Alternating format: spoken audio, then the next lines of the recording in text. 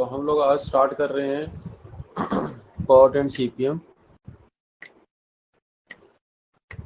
ये जो टॉपिक है ये आपके GATE exam point of view, अगर ईएस के पॉइंट ऑफ व्यू या अदर कोई भी एग्जाम देते हो, इसरो का, बार का, कोई भी एग्जाम देने जाओगे तो इस टॉपिक में से जो क्वेश्चन है वो 100% आएगा ही आएगा। ठीक है, तो इसके बारे में थोड़ा सा जानते हैं, फिर इसके ऊपर प्रैक्टिस करते हैं किस तरह से इसको करना है।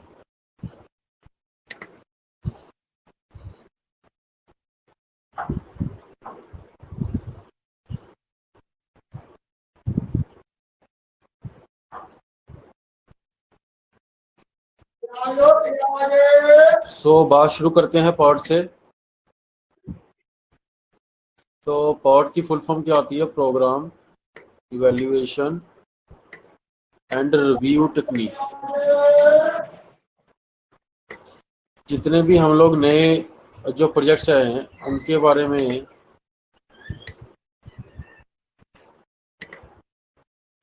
जितने भी हमारे नए प्रोजेक्ट्स होते हैं उनके लिए हम लोग जो है ये टेक्निक लगाते हैं। तो for new projects we use PERT. अब जितने भी नए काम होंगे, अब जो नया काम होगा उसका कोई हमारे पास आइडिया तो होगा ही नहीं कि वो काम कैसे होगा, कितनी देर में होगा, कितना उसमें टाइम लगेगा, कितना उसमें जो टोटल एक्टिविटीज उसमें इन्वॉल्व होंगी, या कितने काम हमारे को उसमें करने पड़ेंगे, कितने काम स्टेप बाय स्टेप करने पड़ेंगे, और किस तरह से उसको डिजाइन बनाए सो दैट प्रोजेक्ट हमारा टाइमली कंप्लीट हो जाए। तो इस केस में हम लोग क्या करते हैं, इसलिए 3 टाइम एस्टिमेशन बनाते हैं। तो there are 3 time estimations are there. First is the optimistic time. Optimistic time क्या? जो हमें लगता है कि ये काम इतनी देर में हो जाएगा हमारा। मोस्ट लाइकली टाइम, जो हम लोग लोगों से आइडिया लेते हैं कि भाई ये काम करने में यूजली कितना टाइम लग जाता है। पैसिमिस्टिक टाइम, कि ये हमने सोच लिया कि भाई एट लास्ट इतनी देर में तो ये काम हो ही जाएगा। ठीक है जी।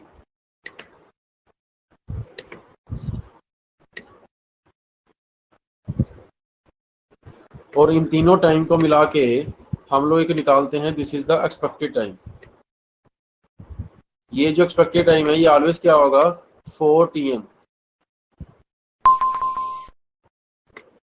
TPO plus 4 TM plus TP/6। तो इस तरह से हम लोग इस रिलेशन को यूज करके हम लोग क्या बना सकते हैं, this is the expected time of the our project. जो हमारे प्रोजेक्ट का एक्सपेक्टेड टाइम जो है वो कितना है।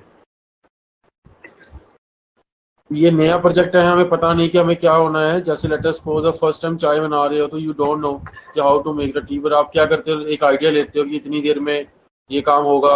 जब आप ये सोच लेते हो 5 मिनट में चाय बना ही लूंगा, जब सोचो 10 मिनट में तो बन ही जाएगी। यूजली लोग कहते हैं 2 या 3 मिनट लगते हैं चाय बनने में। तो ऐसे मतलब वो जो बातें हैं वो हम लोग आइडिया लेके एक टाइम्स में डिवाइड कर लेते हैं और अपने प्रोजेक्ट को हम लोग स्टार्ट करते हैं। तो हर एक्टिविटी के लिए एक टाइम देते हैं। तो जो भी मेरा एक प्रोजेक्ट होता है वो नंबर ऑफ इवेंट और नंबर ऑफ एक्टिविटीज में बटा हुआ होता है। तो वो इवेंट और एक्टिविटीज कैसे होती हैं वो हम लोग देखते हैं आगे। इसके बारे में देखते हैं पॉट के बारे में। ये जितने पॉइंट्स मैंने यहाँ लिखे हैं सारी बातें ध्यान में रखना, बिकॉज ये थ्योरेटिकल क्वेश्चन में से आते हैं। थ्योरेटिकल क्वेश्चन इन्हीं क्वेश्चंस के ऊपर बेस्ड होते हैं। तो दिस इज अंदर प्रोबेबिलिटी बेस्ड। ठीक है जी। अब हम प्रोबेबिलिटी बनाएंगे इसकी भी, ये कितनी देर में काम होगा और किस तरह से ये काम होगा, इसके प्रोबेबिलिस्टिक मॉडल भी बोलते हैं हम इसको। और ये जो डिस्ट्रीब्यूशन होती है इसमें, प्रोबेबिलिटी की जो डिस्ट्रीब्यूशन हम लोग यूज करते हैं, this is the beta distribution. ये बात ध्यान रखना। जो प्रोबेबिलिटी डिस्ट्रीब्यूशन इसमें बनाया जाता है, this is the beta distribution. This is the event oriented, कि हमें जो काम करना है, हमें जो प्रोसेस स्टार्ट करना है, उस प्रोसेस के रिलेटेड जो काम है वो हमें बात रहेगी।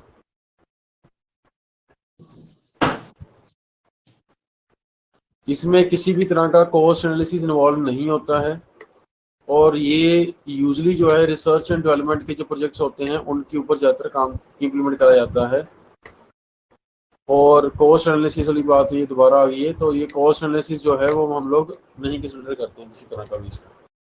ठीक है, 3 टाइम ये नया काम है, इसलिए हम लोग अपने से एक लोग क्या करते हैं, प्रोबेबिलिस्टिक बनाते हैं, मतलब एक प्रोबेबिलिटी बना के हम लोग चलते हैं। 3 टाइम हम लोग एस्टिमेशन लेते हैं और प्रोबेबिलिटी जो है वो बीटा डिस्ट्रीब्यूशन बेस्ड होती है। और इस केस में जो एनालिसिस बनाया जाता है वो इवेंट ओरिएंटेड एनालिसिस बनाया जाता है। ठीक है जी। हम लोग ये देखते हैं, सपोज हम चाय बना रहे हैं तो हम ये देखेंगे कि हमें चाय जो बनानी है उसमें हमें को चीनी कब डालनी है, पानी कब गर्म करना है, पत्ती कब डालनी है। ये हमें मैटर नहीं करता है कि चीनी पानी उबलने में कितना टाइम लगेगा, चीनी की क्वांटिटी कितनी होगी, या हमारी पत्ती क्वांटिटी कितनी होगी, या कितनी देर के लिए उसको फर्दर बॉयल करना पड़ेगा, या चाय टोटल कितने टाइम में बनेगी। That is not analysis considered in the PERT analysis. PERT is just the analysis of the events. कौन कौन से इवेंट इसमें करने पड़ेंगे, कौन कौन से इवेंट्स इसमें होंगे, उसके ऊपर ये बात सारी डिपेंड करती है।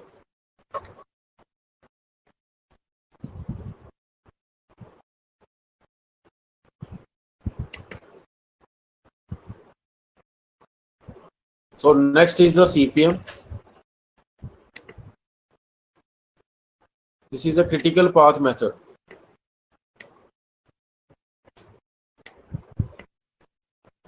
ठीक है जी। और ये जो प्रोजेक्ट हैं ये किस लिए यूज कर रहे थे, जो काम हम कर चुके हैं।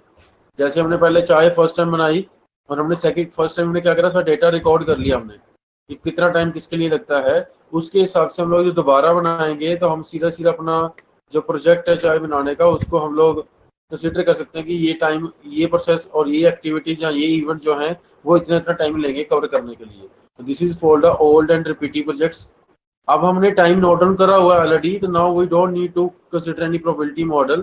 तो हमारे पास जो भी सिंगल टाइम एस्टिमेशन है, मतलब जो अभी हमारे पास हमने डाटा लिया हुआ, डाटा रिकॉर्ड करा हुआ है, उस डेटा के बेस पे हम लोग जो है वो अपना जो इवेंट है पूरा डिजाइन करा जा सकता है।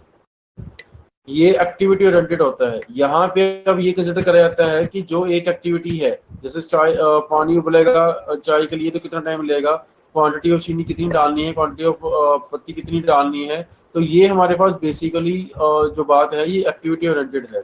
तो एक्टिविटी वो होती हैं जो क्या करती हैं, जो टाइम या कॉस्ट की जो एक टाइमलाइन जो है जिसके बीच में वो कंसिडर करके हम लोग चलते हैं। तो ये बेसिकली कॉस्ट एनालिसिस बेस्ड होता है और ये मैक्सिमम जो है वो कंस्ट्रक्शन जो साइट्स होती हैं वहां पे यूज करा जाता है। और this is a deterministic approach. जो कंस्ट्रक्शन साइट में क्या होता है, एक वेंडर है, उसने क्या करा, एक काम करा, दूसरा काम करा, तीसरा काम करा, चौथा काम करा, उसने काम सेम ही करना है हर बार। तो वैसे केसेस में वहां पे क्रिटिकल मेथड लगा के हम लोग सॉल्व कर सकते हैं अगर पहले से डाटा पड़ा हुआ है। अगर फर्स्ट टाइम काम करेगा तो फिर तो उसको पार्ट से बनाना पड़ेगा पहले तो।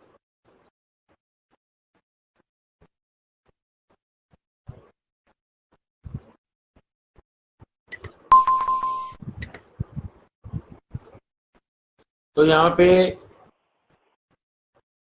कुछ इंपॉर्टेंट टर्म्स हैं हमारे पास। This is the project. Project basically क्या है, ये set of number of activities है। मतलब नंबर ऑफ एक्टिविटीज को हम एक ऑर्डर में जब लगाना शुरू कर देते हैं और उन एक्टिविटीज को हम लोग क्या करते हैं, एग्जीक्यूट करते हैं। मतलब हमने क्या करा, एक प्रोजेक्ट, जैसे हमारे को चाय बनाने का हमारा एक प्रोजेक्ट है, उसमें हमने नंबर ऑफ एक्टिविटीज डिवाइन कर ली कि भाई पहले हम पानी उबालेंगे, फिर हम लोग चाय उसमें चीनी डालेंगे, फिर पत्ती डालेंगे, फिर दोबारा से उसको उबालेंगे, फिर उसमें दूध डालेंगे। तो इस तरह से ये हमने क्या करा, उसमें number of set of activities हमने डिवाइड कर दी इस केस में। तो वो जो number of set of activities है, जब तक सारी की सारी एक्टिविटीज नहीं हो जाएंगी, जब तक पानी नहीं उबलेगा, चाय पत्ती नहीं डलेगी, चीनी नहीं डलेगी, दूध नहीं डलेगा, दोबारा उबलेगा नहीं, तब तक वो चाय नहीं बनने वाली है। इसमें से कोई एक एक्टिविटी भी आधी अधूरी रहेगी तो हमारा जो काम है, जो चाय बनाना हमारा प्रोजेक्ट है वो हमारा कंप्लीट नहीं हो पाएगा। तो इसलिए हमारे को इस केस में क्या आता है, वो प्रोजेक्ट जिसमें नंबर ऑफ एक्टिविटीज हैं और इसमें मेक श्योर की सारी एक्टिविटी जो है वो एग्जीक्यूट हो चुकी है, जो भी एक्टिविटीज आपने बनाई है। इवेंट बेसिकली क्या होता है, next is a event. Event basically क्या है कि एक काम जो है जब से स्टार्ट हुआ जब जाके खत्म हो जाएगा।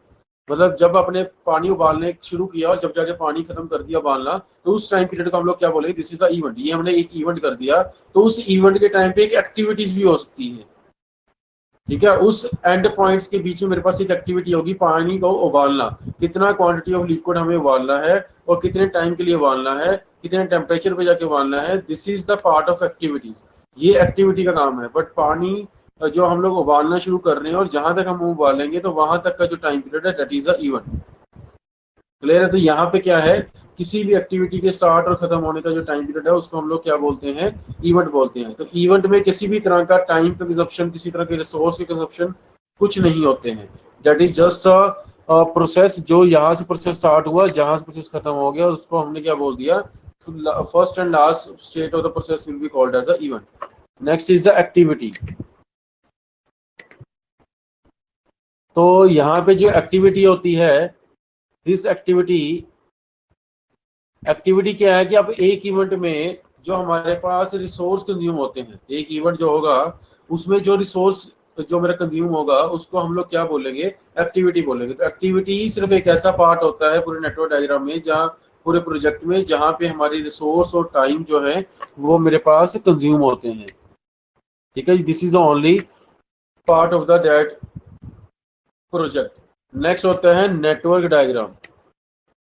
तो अब नेटवर्क डायग्राम बेसिकली क्या होता है, number of sequence of process जो होते हैं उनके सीक्वेंस, नंबर ऑफ जो प्रोसेस हैं उनको हम लोग क्या करते हैं, उनका सीक्वेंस सेट करते हैं कि पहले कौन सा काम होगा, फिर कौन सा काम होगा, फिर कौन सा काम होगा। इस तरह से हम क्या करते हैं, जो सीक्वेंस हम लोग डिसाइड करते हैं उसी सीक्वेंस के हिसाब से जब हम प्रोजेक्ट को जो है कंप्लीट करते हैं तो उसको एक नेटवर्क डायग्राम बना के हम लोग करते हैं। तो सीक्वेंस ऑफ जो एक्टिविटीज है मेरे पास, तो वो हम लोग उसको क्या बोलते हैं, नेटवर्क डायग्राम बोलते हैं। तो नेटवर्क डायग्राम बनाते हुए हम कुछ बातों का ध्यान रखना है हमारे को, क्योंकि नेटवर्क डायग्राम ही मेन इसमें काम है जो हमें करना है। तो नेटवर्क डायग्राम बनाते हुए हमें ध्यान रखना है, इससे पहले जो भी कोई एक्टिविटी होती है, जो भी मेरे पास नई एक्टिविटी स्टार्ट होगी, तो उससे पहले होने वाले सारे काम जो है वो खत्म हो जाए। मीन्स अगर सपोज आपने क्या करना है, फाइनली चाय को उबालना है, तो फाइनल जो मेरे पास दूध डालना है, तो उससे पहले क्या, अगर सपोज हम लोग उसमें पहले उसको पानी को उबालते हैं, चाय पत्ती डालते हैं, फिर चीनी डालते हैं, तो ये काम जब तक तीनों नहीं होंगे तब फर्स्ट जो नेक्स्ट जो स्टेप है दूध डालने वाला वो हम लोग नहीं करेंगे। दूध डालने के बाद फाइनली जो उसने हमने उसको बॉईल करना है, तो फाइनली बॉइलिंग प्रोसेस नहीं होगा जब तक उससे पहले वाले सारे काम कंप्लीट नहीं होंगे। तो ये नेटवर्क डायग्राम का रूल है कि सब उससे पहले होने वाले सारे के सारे जो काम है वो कंप्लीट हो जाने चाहिए। अगर वो कंप्लीट होंगे तभी ही वो आगे नेटवर्क डायग्राम के नेक्स्ट एक्टिविटी जो है स्टार्ट हो पाएगी। नेक्स्ट मेरे पास है कि एक ही एक्टिविटी जो है वो नंबर ऑफ, मतलब इवेंट जो है, जैसे मेरे पास एक इवेंट है, वहां पे एक इवेंट से नंबर ऑफ एक्टिविटीज एकदम से इकट्ठी स्टार्ट नहीं हो सकती है। तो हर एक्टिविटी के लिए अलग अलग इवेंट जो है वो हमें डिसाइड करने पड़ेंगे। इन नेटवर्क डायग्राम में कोई भी लूपिंग नहीं होनी चाहिए, मतलब जो पॉइंट स्टार्ट होके एंड होके दोबारा से स्टार्टिंग पॉइंट की तरफ नहीं जाना चाहिए। Network diagram is always drawn in the forward direction. ये ऑलवेज आगे को बढ़ता हुआ दिखेगा, कभी भी कुछ वापिस आके मैच ऑन नहीं करेगा, टैंगलिंग नहीं होगा। टैंगलिंग का मीनिंग ये होता है यहाँ पे कि कोई भी एक्टिविटी इन बिटवीन जो है वो बीच में आधी अधूरी नहीं छोड़ दी जाएगी। ऐसा नहीं कि कोई एक्टिविटी है उसको हमने आधा अधूरा बीच में छोड़ दिया, बाकी प्रोजेक्ट एक साइड पे चलता जा रहा है, ऐसा नहीं होगा। हमारे पास जितनी भी एक्टिविटीज होंगी वो सारी पैरेलली स्टार्ट होंगी, पैरेलली फिनिश होंगी। जब सारी जो एक्टिविटीज है पैरेलली स्टार्ट पैरेलली फिनिश होंगी तभी प्रोजेक्ट कंप्लीट हो पाएगा। तो नेटवर्क डायग्राम बनाने से हमें ये पता चल जाता है कि कहीं पे हमारे प्रोसेस में जो है वो लूप तो नहीं बन रहा, क्योंकि हम लोग एक प्रोसेस काम कर रहे हैं दोबारा से फिर हम उसी काम को स्टार्ट कर रहे हैं, और ऐसा तो नहीं हो रहा कोई एक काम ऐसा आधा अधूरा बीच में छूट रहा है जिसकी वजह से हमारा फाइनल जो प्रोजेक्ट है वो जाके कंप्लीट नहीं होगा। तो ये कुछ पॉइंट हैं, कुछ बातें हैं जो इसमें ध्यान में रखनी है। तो सबसे इंपॉर्टेंट जो काम है इसमें नेटवर्क डायग्राम बनाना है। तो सबसे पहले हम लोग जो प्रैक्टिस करेंगे वो मेनली नेटवर्क डायग्राम बनाने के ऊपर ही प्रैक्टिस करने वाले हैं। मैं डिफरेंट डिफरेंट प्रॉब्लम्स लेके, कुछ डिफरेंट स्पेशल केसेस हैं मेरे पास, उन केसेस के हिसाब से हम लोग जो है वो नेटवर्क डायग्राम बनाएंगे अपने। हाँ जी नमन बोलो। सर एक बार पीछे स्लाइड करना, इवेंट की डेफिनेशन नोट कर लीजिए।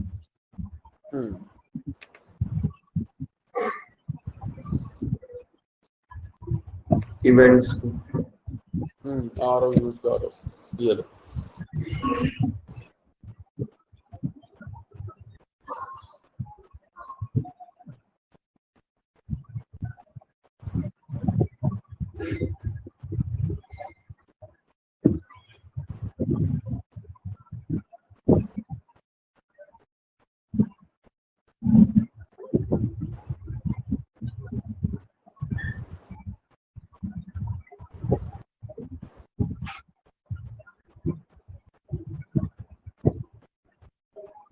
कर ली हो गया, अब बाकी हो गया, आगे करो।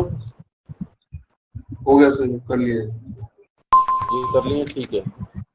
हाँ जी अनीश बोलिए। हाँ जी अनीश बोलो। हेलो। हेलो। अनीश वॉइस आ रही है? हेलो। हेलो। हाँ जी अनीश बोलिए। हाँ जी सर, ये सेकंड रूल आप समझा दो एक बार। सेकंड रूल हमारे पास क्या है कि no two or more activities have the same tail and head event. कि अगर सपोज मेरे पास एक इवेंट स्टार्ट होता है, ये मेरे पास कोई लेटेस्ट सपोज इवेंट है, ठीक है, वी वन इवेंट था, और यहाँ से मैंने मेरे पास स्टार्ट में बहुत सारे काम खत्म हो गए यहाँ पे, कि नंबर ऑफ एक्टिविटीज मेरे पास यहाँ पे स्टार्ट हो रही हैं। बट ये सारी की सारी एक्टिविटी जो है वो एक ही हेड इवेंट पे जाके खत्म नहीं होगी। सपोज यहाँ फिनिश हो रही है, तो ये सारी यहाँ पे जाके इकट्ठी फिनिश नहीं हो सकती है। मतलब ये नहीं कि ये भी यहाँ फिनिश होगी और ये भी यहाँ फिनिश होगी और ये भी यहाँ फिनिश होगी। तो इसके लिए हमें डमी एक्टिविटीज लगानी पड़ती है, ठीक है, क्योंकि इनके बीच में जो कोर रिलेशन है वो हमें दिखाने पड़ेंगे। तो कभी ऐसा नहीं होगा, this is the wrong method, कि हम सारी की सारी एक्टिविटीज एक ही एक्टिविटी शुरू करके एक भी खत्म कर देंगे। दिस रूल इज इम्प्लीमेंटेड कि अगर मेरे पास एक एक्टिविटी इवेंट शुरू हो रहा है, ये मेरे पास एक एक्टिविटी है, तो एक एक्टिविटी अपने एक इवेंट पे जाके खत्म हो जाएगी। तो हर एक्टिविटी जो है वो अपने एक इवेंट पे जाके खत्म होगी, मतलब हर एक का एक अपना अपना इवेंट है, इसका भी एक अपना इवेंट है। इन सबके अपने अपने इवेंट होने चाहिए। समझ रहे हैं बात? इकट्ठी स्टार्ट हो सकती हैं, बट उनका फिनिशिंग इवेंट जो है वो अपना अपना, हर एक्टिविटी मतलब एक अपने इवेंट की तरह चलेगी। हर एक एक इंडिपेंडेंट इवेंट लेके चलेगी हर एक्टिविटी। Okay sir. ठीक है। बाकी वो डायग्राम्स बनाते हैं, थोड़ा वहां से थोड़ा प्रैक्टिकल समझ आ जाएगी बात। ये तो अभी डेफिनेशन लिखी हुई है ना, थोड़ा सा आगे डायग्राम्स बनाते हैं, उसमें ये बातें समझ आ जाएगी अपने को। तो आगे हम लोग बढ़ते हैं। एक मैं प्रॉब्लम ले रहा हूँ यहाँ पे। मैं अभी जो मेन फोकस अभी कर रहे हैं हम लोग, नेटवर्क डायग्राम कैसे बनाने हैं। देखो पूरे इस पर सीक्वेंस में एक ही काम है, नेटवर्क डायग्राम बनाना। तो अभी हम लोग जो सीखने वाले, पहले ये सीखेंगे नेटवर्क डायग्राम बनने कैसे हैं। जो नेटवर्क डायग्राम के रूल्स एंड रेगुलेशन हमने पढ़े हैं, जो एक्टिविटी इवेंट के बारे में पढ़ा है, उन सारी बातों को ध्यान में रख के हम लोग यहाँ पे नेटवर्क डायग्राम बनाना सीख रहे हैं। तो लेट अस सपोज यहाँ पे एक टास्क है हमारे को दिया हुआ है।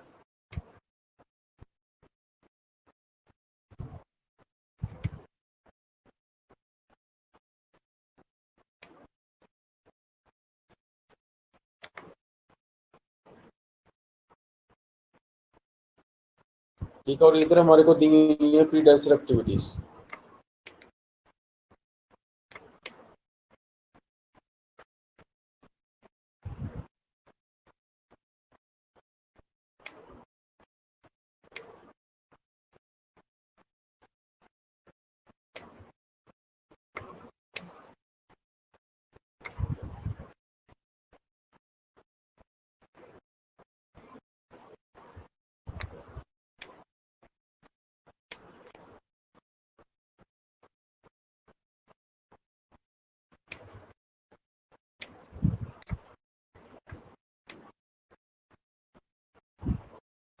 इधर हमारे को इनके दिए हुए हैं लेट अस सपोज टाइम।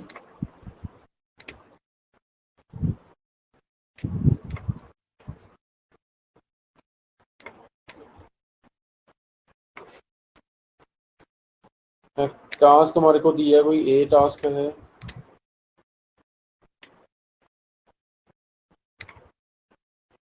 कोई बी टास्क है,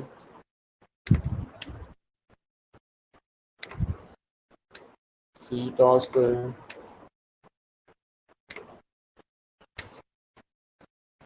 ये कोई डी टास्क है,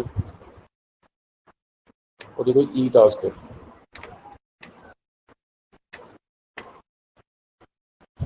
तो जो प्रीडेसर एक्टिविटी है ये नन है, मतलब ए जो है नन से स्टार्ट होता है, बी जो है वो नन से स्टार्ट होता है, सी जो है वो आफ्टर ए स्टार्ट होता है, डी जो है वो आफ्टर ए स्टार्ट होता है, ई जो है वो आफ्टर बी सी स्टार्ट होता है।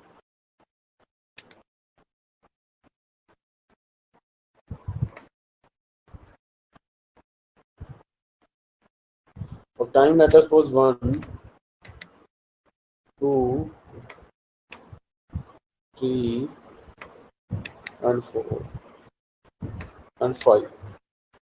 ये कुछ इस तरह से टाइमिंग हमारे को दी हुई है। ये ऐसा नहीं कि आगे सिक्वेंशियल टाइम ऐसे ही होगा, ये मैंने वैसे आपको एक्टिविटी ये नेटवर्क डायग्राम समझाने के लिए टाइम 1 2 3 4 5 6 7 अपने से ले लिए। तो अब हम देखेंगे कि इसको हम लोग बनाएंगे कैसे।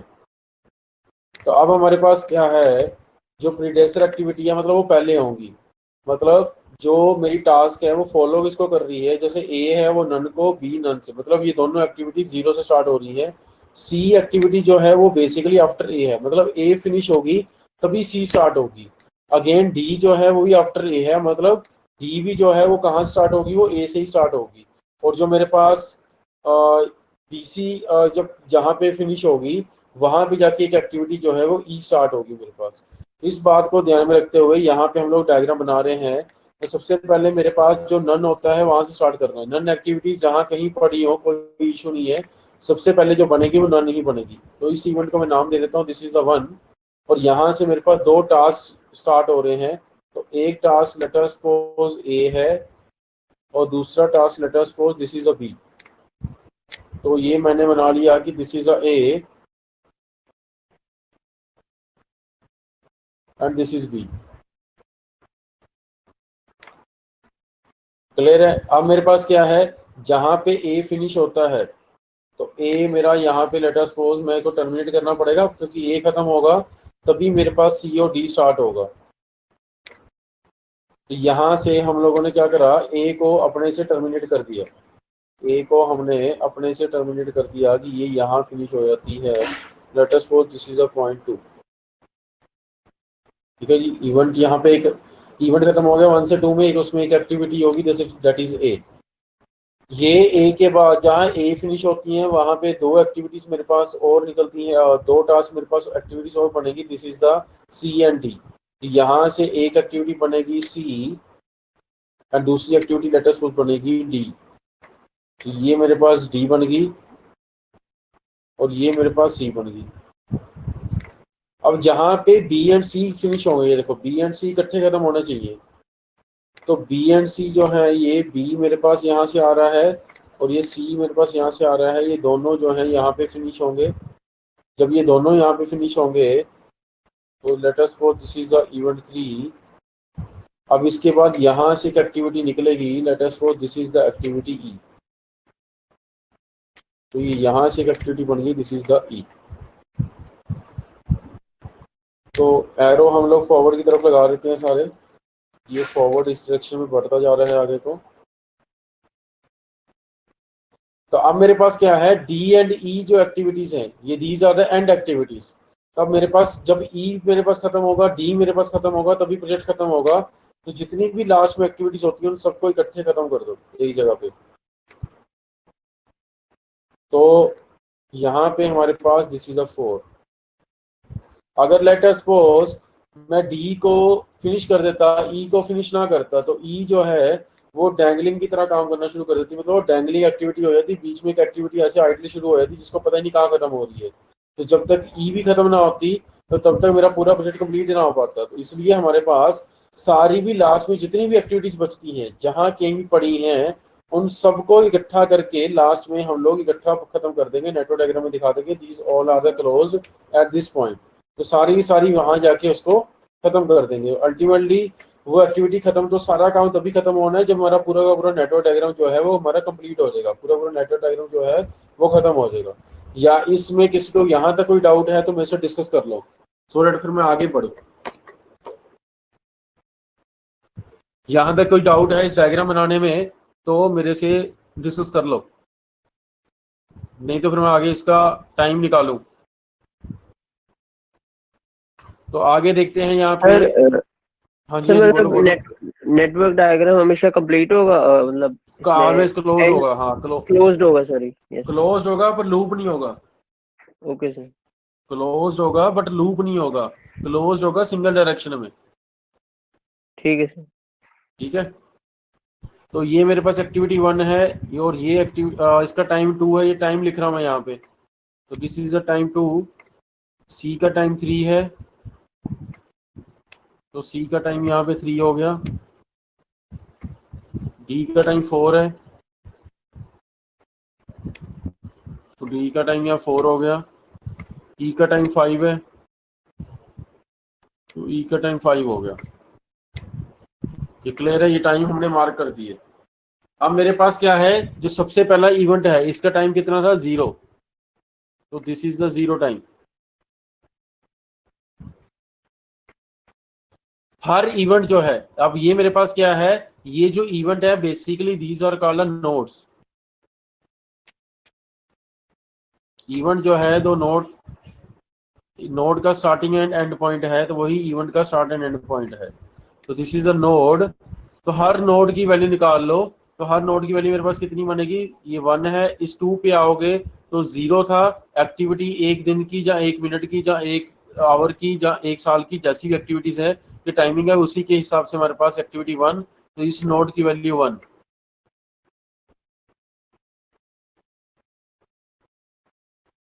इस 3 पे जब हम लोग आएंगे तो दो तरह से आएंगे, एक तो बी से आएंगे, बी से आएंगे तो इसकी वैल्यू 2 है।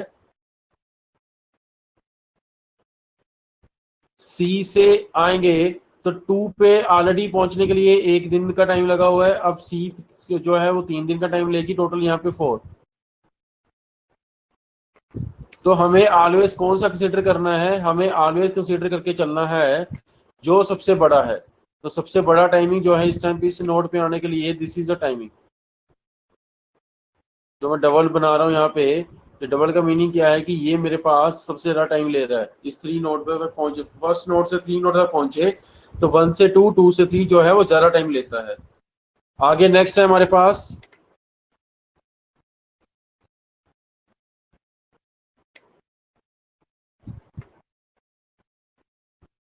हाँ ये दोबारा देखते हैं। अब 3 नोड पे हमारे पास आना है, तो 3 नोड पे आने के 2 रास्ते हैं मेरे पास। एक तो मैं 1 से वाया बी होके 3 पहुंच जाऊं, एक मेरे पास 1 से वाया ए एंड सी होके 3 पहुंच जाऊं। मैं वाया 1 से वाया ए होके 2 पहुंच जाऊं, 2 से वाया सी होके 3 पहुंच जाऊं। तो मेरे को क्या देखना है कि लॉन्गेस्ट पाथ कौन सा है। I need to calculate the longest path. तो मेरे को सबसे लंबा पाथ जो है वो देखना है, वो कैलकुलेट करना है। तो उसके हिसाब से हम लोग क्या करेंगे, ए जो मेरे पास है वो एक्टिविटी टाइम 1 ले रही थी, सी जो एक्टिविटी 3 ले रही थी। तो 1 से लेके अगर मैं 3 तक आता हूँ, टोटल 4 डेज का टाइम या 4 आवर का टाइम या 4 मिनट का टाइम लगता है। बट मैं 1 से 3 आता हूँ तो टोटल 2 मिनट्स 2 आवर्स या 2 डेज का टाइम लगता है या 2 वीक्स का टाइम लगता है। It depend upon our units. तो हमें जो टाइम लेना है, कंसिडर करके चलना है, that is the more time. जो सबसे ज्यादा टाइम है हमें वो देखना है, this is the most time. तो ये मेरे पास क्या है, यहाँ से ए मेरे पास जो है मैंने डबल कर दिया, और मैंने बी जो है सी जो डबल कर दिया, कि ये दोनों जो है दोनों एक्टिविटी ज्यादा टाइम ले रही हैं। इसके बाद मेरे पास इस नोड की जो वैल्यू काउंट होगी, दैट इज जो क्रिटिकल वैल्यू है, मतलब जो सबसे ज्यादा वैल्यू होती है, इसको क्रिटिकल वैल्यू बोलते हैं। तो this is the 4th value. तो ई जो मेरे पास है टोटल 5 डेज 5 वीक 5 आवर का टाइम लेती है। तो इसके हिसाब से यहाँ पे 9 बनेगा। जो 4 पे मेरे पास नोड की वैल्यू बनेगी, दिस विल बी 9।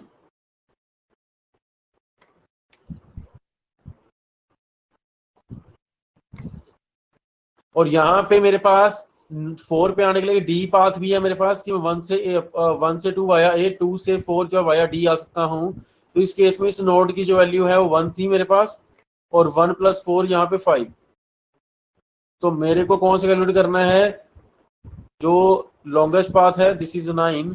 तो इसके हिसाब से फिर ये ई वाली जो एक्टिविटी है, this will be the longest path. तो पूरे डायग्राम में मेरे पास एक लॉन्गेस्ट पाथ है, वो कौन सा है, this is the A, C और ई। तो यहां पे हम निकालते हैं क्रिटिकल टाइम।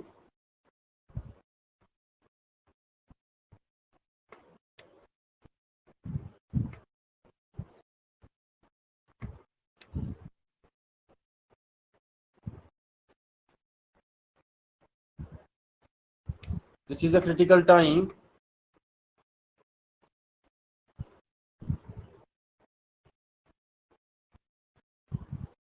तो क्रिटिकल टाइम है हमारे पास 9 यूनिट्स है। मतलब 9 यूनिट इसलिए लिख रहा हूँ कि ये यूनिट्स मेरे को डिफाइन नहीं है किसमें है। तो दिस इज 9 यूनिट्स।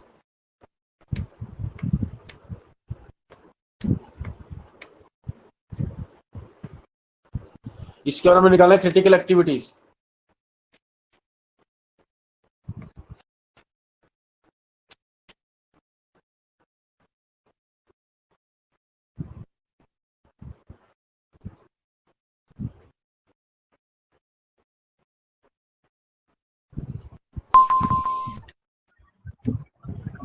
हाँ जी नमन बोलो। सर 4 तक पहुंचने के लिए ये भी तो रास्ता है ना, 1 3 4, जिससे मतलब 7 सेकंड्स लगेंगे। 1 3 4 तो 3 1 4, तो 5 4 9 ही बनेगा, 7 कैसे बनेगा? नहीं नहीं, 1 से 2 3 पहुंचने में 2 सेकंड्स लगते हैं, हाँ ठीक है। और 3 से 4 पहुंचने में 5 लगते हैं, तो 7 होएगा ना। हाँ तो हमें तो बेसिकली क्या होगा ना, वो तो तू पाथ कैलकुलेट कर रहा है सारे, तो वो तो फिर पाथ निकाल ले सारे, तो ये मेथड होता है सारे पाथ निकाल लो। और उसमें क्या था, एक पाथ मिस हो गया तो फिर दिक्कत हो जाएगी। तो अपने को नोड की वैल्यू निकालते जाओ, जो नोड की सबसे बड़ी वैल्यू, हमें तो मेनली सबसे बड़ी वैल्यू ढूंढ रही है इस केस में। हमें यहाँ नंबर ऑफ अच्छा। पाथ या नंबर ऑफ नहीं ढूंढ रहा है, हमें ये ढूंढना है क्रिटिकल एक्टिविटी या क्रिटिकल टाइम कौन सा है। तो this is the one of the method जिसमें हम नोड की वैल्यू निकालेंगे, तो वो कभी मिस नहीं होगा। तो वो तो फिर क्या कर सकेगा, तू पाथ निकाल लेगा, बी ई मेरे पास एक पाथ है, ए सी एक पाथ है, ए डी मेरे पास एक पाथ है।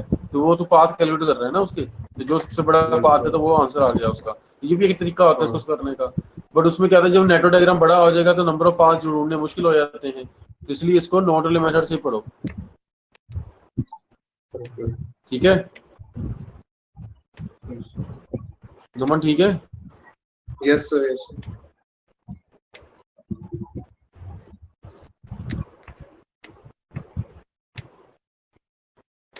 तो क्रिटिकल एक्टिविटी जो है वो मेरे पास कौन कौन सी हैं, this is the A B, sorry A सी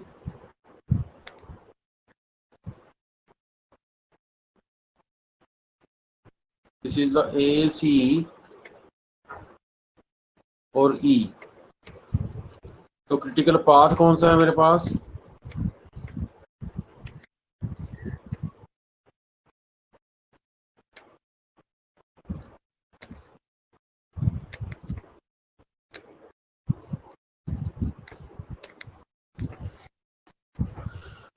तो ये मेरे पास है ए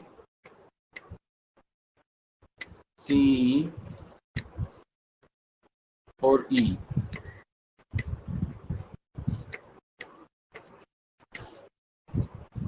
और अब लिख सकते हैं 1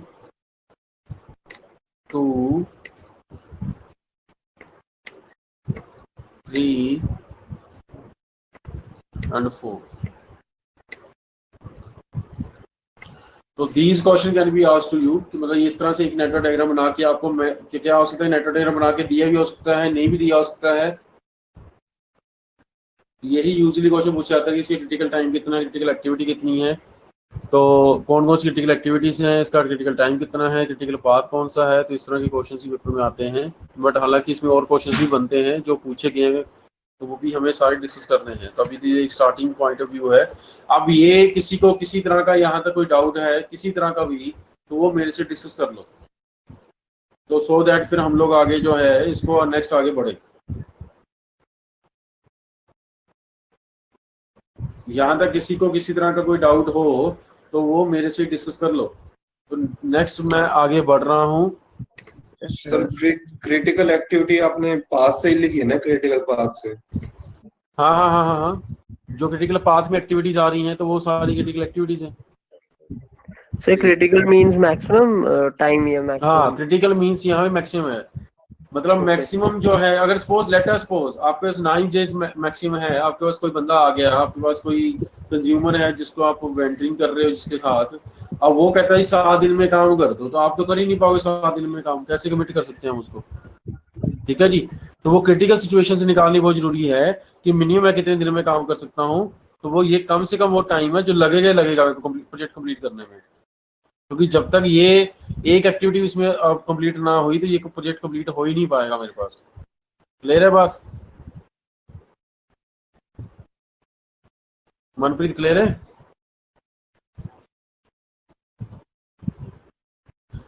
इकबाल नंबरिंग किसकी बात कर रहा है, वो टाइम वाली बात कर रहा है कि नोड वाली बात कर रहा है? नोड वाली नंबरिंग आगे बढ़ते हुए करनी है, फॉरवर्ड डायरेक्शन में करनी है। जैसे शुरू में तूने 1 करा, जैसे 2 और 3 तू आपस में रिप्लेस नहीं कर सकता, 4 की जगह तो 3 नहीं लिख सकता, क्योंकि हमें फॉरवर्ड नंबरिंग लिखनी है। जिस तरह से डायग्राम आगे को बढ़ता हुआ जा रहा है उसी तरह से नंबरिंग जो है वो आगे को बढ़ती हुई जानी चाहिए। तो यहाँ जैसे मैंने 1 2 3 4 करा है, तो 10 20 30 40 भी कर सकता है, 100 200 300 400 भी कर सकता है, एक्स वाई जेड भी कर सकता है। वो तेरे ऊपर डिपेंड करता है कि किस तरह से तूने इसको बनाना है, but it should be like a forward direction. वो फॉरवर्ड डायरेक्शन में दिखनी चाहिए हमारे को। नंबरिंग ऐसे नहीं होनी चाहिए कि नंबरिंग बैकवर्ड डायरेक्शन में हो। ऐसा नहीं कर सकते कि 3 और 2 को रिप्लेस कर दे दो आपस में। अगर 3 या 2 को रिप्लेस करेगा तो तेरे को क्या दिखेगा, 1 जो 3 की तरफ जा रहा है, 1 2 की तरफ जा रहा है। तो वो जो 2 3 जो है वो 2 की तरफ आ रहा है, तो वो बेसिकली पॉसिबिलिटी नहीं है। तो हमें थोड़ा सा लॉजिकली एंड सिक्वेंशली, मतलब सीक्वेंस भी बनाना है और डायग्राम का लॉजिक भी बनाना है। तो लॉजिकली सिक्वेंशली दोनों बातों को ध्यान में रख के ही नेटवर्क डायग्राम ड्रॉ होंगे जो भी होंगे। Is that clear? सबको ये बात समझ आ गई है?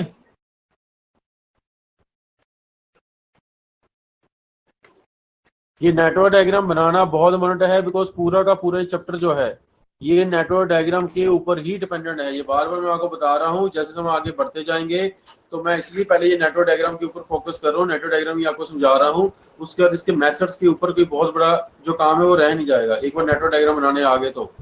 अगर नेटवर्क डायग्राम बनाने ना आए तो इसका कुछ भी सॉल्व नहीं कर पाओगे आप।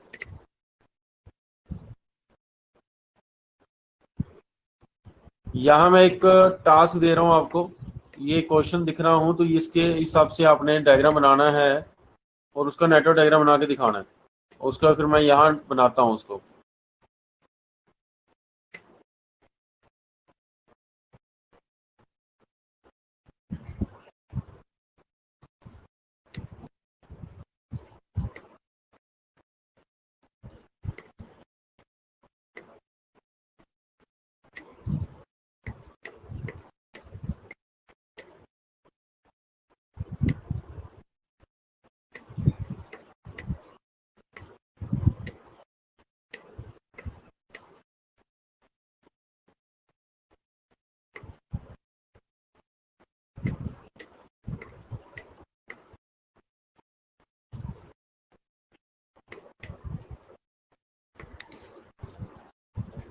टास्क है हमारे पास ए,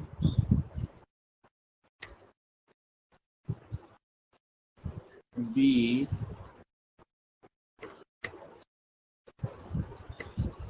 सी, डी,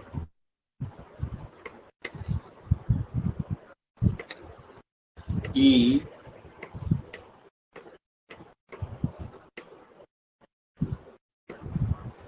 एफ,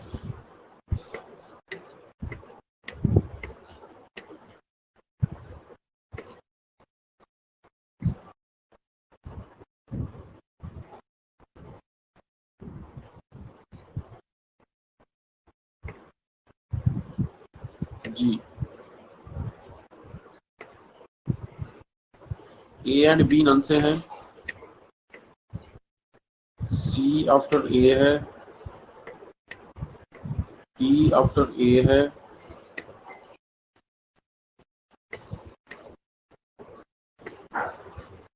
ई आफ्टर बी है, एफ आफ्टर डी ई है,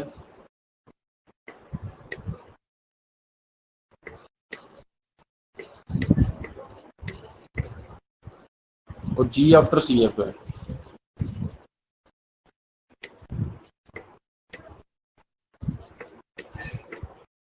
टाइम इसका 1 2 3 4 5 6 और 7। ये ले, इसका बनाओ।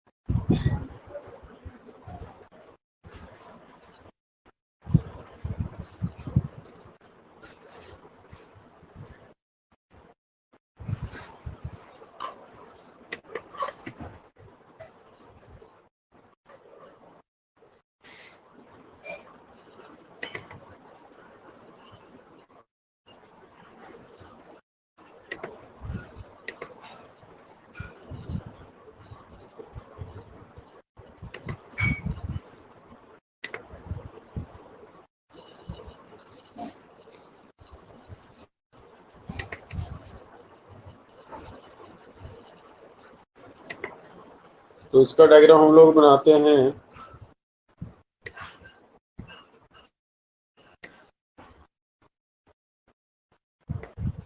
ये मेरे पास नन से हुई स्टार्ट, एक मेरे पास ए है,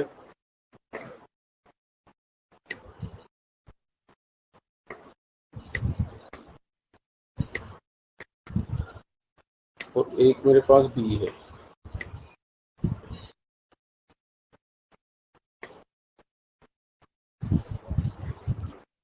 ए जहां टर्मिनेट होती है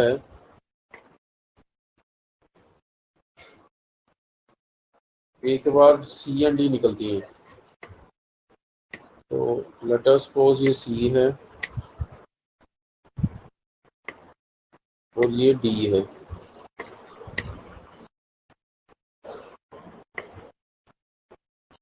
और जहां बी टर्मिनेट होती है वहां से ई निकलती है, और डी और ई से जो है वो एफ बनता है। एंड सी एफ से जी बनता है। तो थोड़ा सा हम आगे ले जाते हैं और यहाँ से सी एंड एफ बन जाता है, और यहाँ से जी निकल जाता है। यहाँ से ई निकल गया था,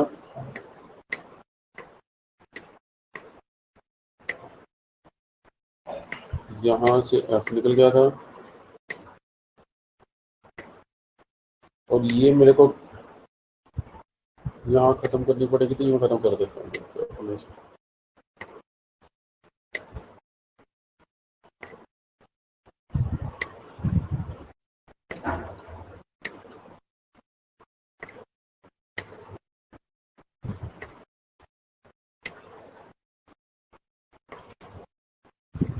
ये 1, ये 2,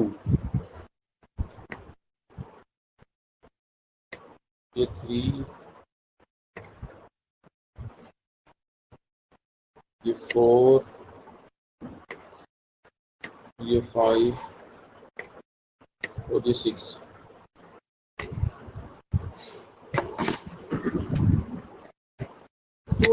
हमारे पास, हमारे को देखने हैं इसके टाइम्स।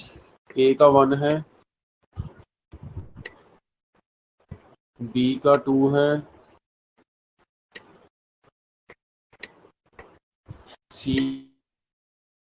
का 3 है,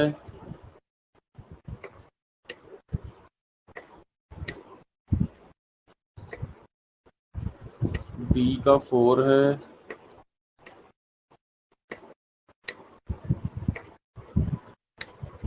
ई का 5 है,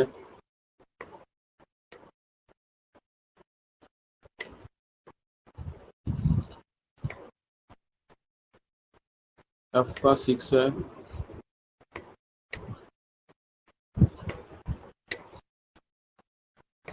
जी का 7 है।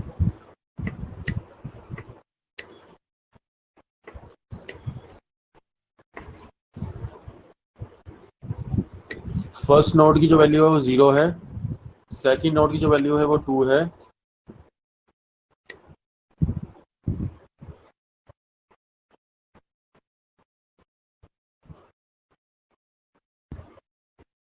थर्ड नोड की वैल्यू 1 है,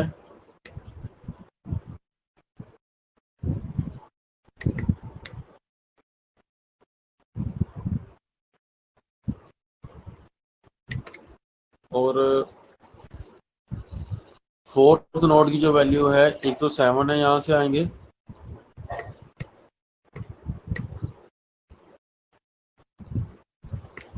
इधर से आएंगे तो 4 है। तो हमें कौन सा लेना है? 7 वाला। तो ये 7 वाला हो गया। इस नोड से यहाँ तक आते हैं 7 और 6 13,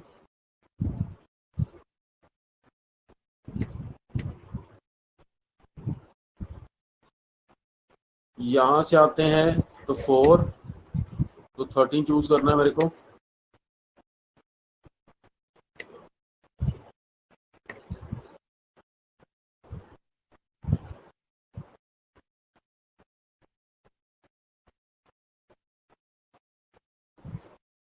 अच्छा ये डी थी, ये 4-1-5 थी वाली यहाँ पे, चलो उससे फर्क तो पड़ेगा नहीं, बट ये एक्चुअल में 4 आनी थी, तो ये सी वाली 3 थी तो यहाँ 4 आ रही है, ठीक है। तो ये 13+7 जो है ये 20 है,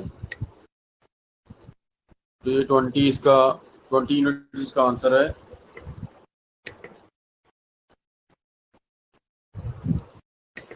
और जो आ रही क्रिटिकल इसमें, तो वो हमारे पास ये वाली क्रिटिकल है, ये वाली क्रिटिकल है, ये वाली क्रिटिकल है, और ये वाली क्रिटिकल है। तो this is the B E F G, और हम कह सकते हैं 1 2 4 5 6, तो ये इसके आंसर है। 20 इसका क्रिटिकल टाइम है। एक्टिविटीज इसमें जो है वो बी ई एफ जी हैं, और हम लोग क्रिटिकल जो पाथ है वो मेरे पास 1 2 4 5 6 है।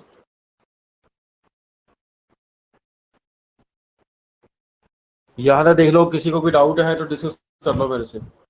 हाँ जी हिमांशु बोलो। हेलो, हाँ जी हिमांशु बोलो।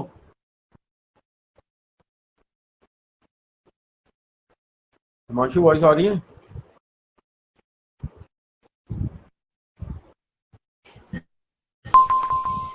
हाँ जी नमन बोलो। ये आपने बस ये ए को आपने 3 लिख लिया, मतलब आपने कहा था ना सीक्वेंस पे चलना चाहिए लॉजिकल, तो लिखना ए चाहिए। को क्या नहीं, यहाँ पे तो क्या होना चाहिए ना, ये दोनों आपस में, इन दोनों की सपोज हाइट सेम भी हो सकती है, तो 1 ये 2 3 से कोई फर्क नहीं पड़ेगा, अच्छा, बस ये। ठीक है। बट वो 4 जो है हाँ। वो 3 नहीं हो सकता, 3 एंड 4 रिप्लेस नहीं, 2 एंड 4 रिप्लेस नहीं हो सकते आपस में। अच्छा, जो दो पैरेलल एक्टिविटी चल रही है उनके ऊपर तो जैसे मर्जी नाम ले लेना। ठीक है।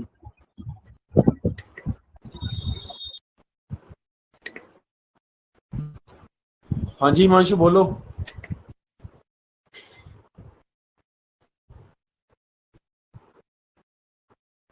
हिमांशु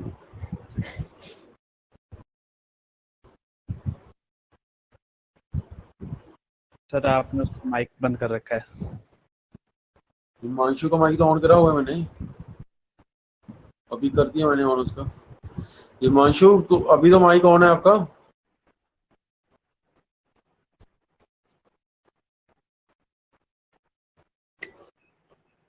मैसेज पे लिख दे नहीं चल रहा तो। हाँ जी हिमांशु बोलो। सर मैं भावेश बोल रहा हूँ। हाँ जी भावेश बोलो। सर इसे हमें किसी पैटर्न पे बनाना है या फिर हम मतलब हमें क्या ध्यान में रख के बनाना है कि कौन कौन सी चीजें हमें ये ध्यान में रख के बस बनाना है कि जो एक ये नेटवर्क डायग्राम बने ये सीक्वेंशियल ऑर्डर में बने और फॉरवर्ड में दिखे आगे हमारे को, दैट्स ऑल। और कोई कोई लॉजिक नहीं है इसमें।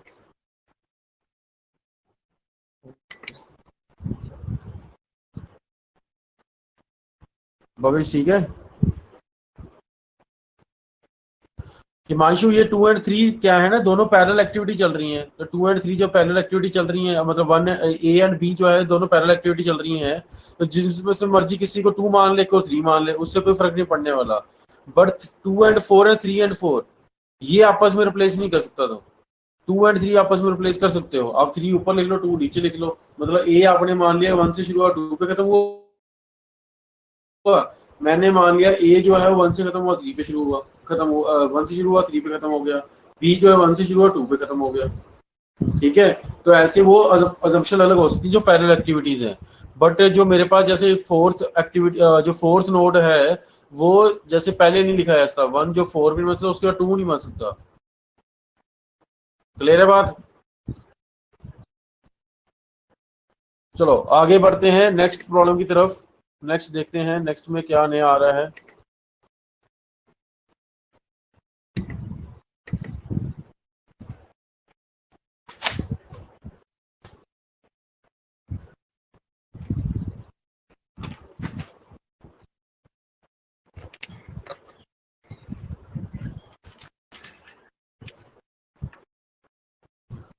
यहाँ हमारे को एक एक्टिविटी, एक टास्क हमारे को दे रखा है।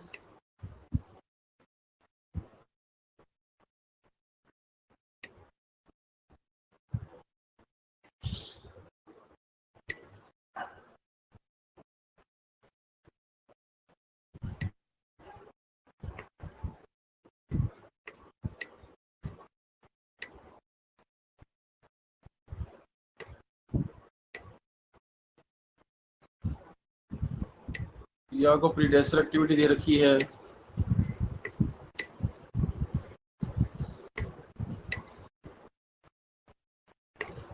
और ये टाइम दे रखा है।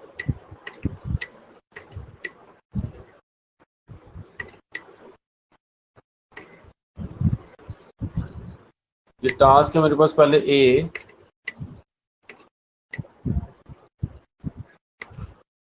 फिर बी,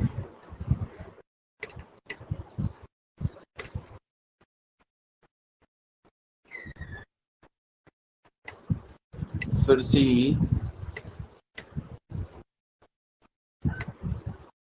फिर डी,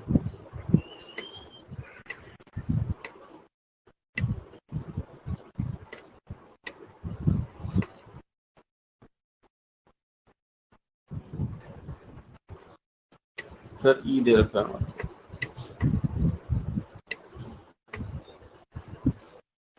ए नन से है, बी आफ्टर ए है, सी आफ्टर ए है,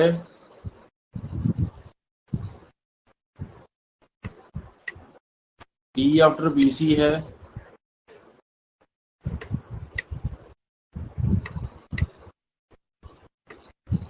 ई आफ्टर सी है।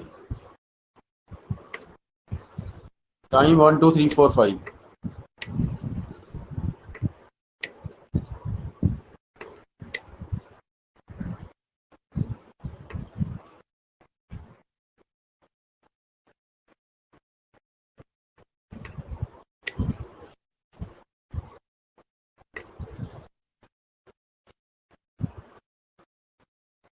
बनाओ इसको।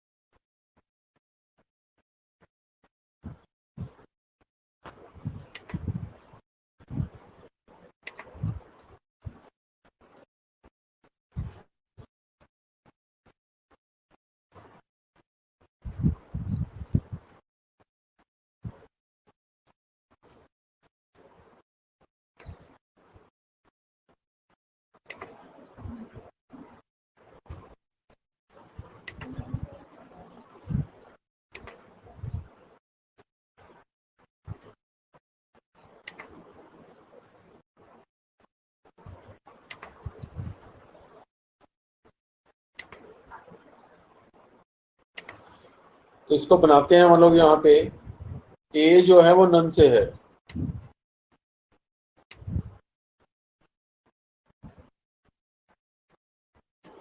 लेट अस सपोज ए जो है वो नन से स्टार्ट हो गया,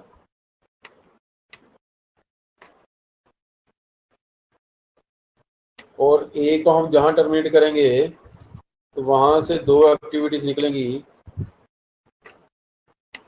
और वो एक एक्टिविटी है B, let us suppose this is a B, और दूसरी एक्टिविटी है सी।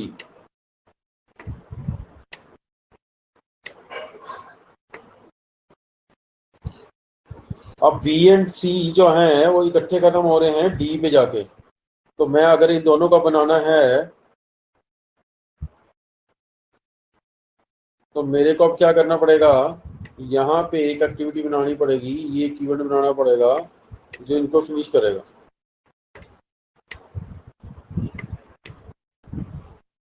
This method is totally wrong.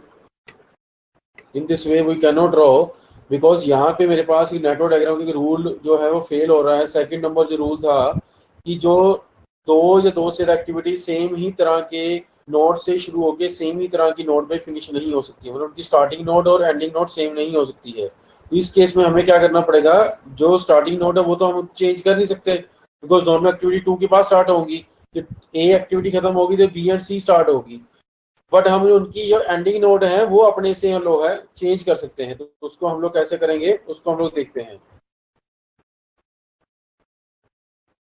हम लोग ये बनाएंगे, 1 से हमारे पास ए निकला,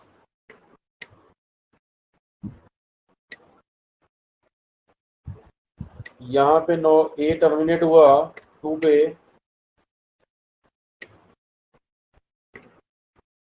यहां से एक एक्टिविटी निकल गई बी, और यहां से एक एक्टिविटी निकल गई सी।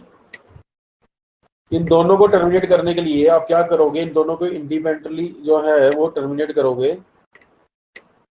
इसको यहां टर्मिनेट कर दिया और इसको यहां टर्मिनेट कर दिया, और इन दोनों के बीच में एक कनेक्शन बना दोगे, डमी कनेक्शन। ठीक है जी।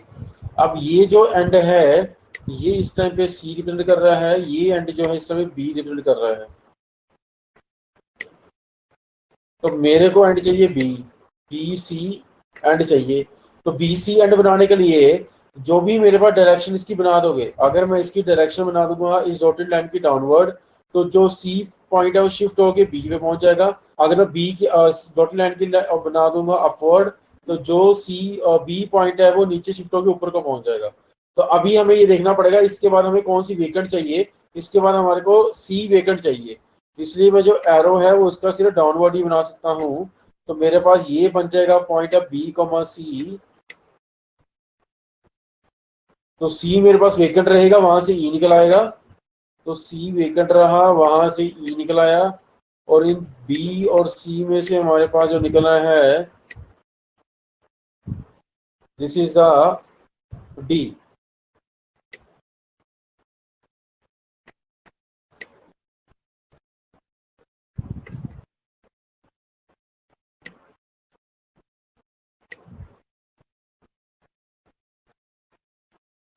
ये नंबरिंग अब यहाँ पे 3 बनेगी, यहाँ पे 4। इस केस में पैरेलल एक्टिविटी समझ के नंबरिंग 3 और 4 ऊपर नीचे नहीं कर सकते हैं, डमी के एरो के हिसाब से नंबरिंग होगी ये वाली।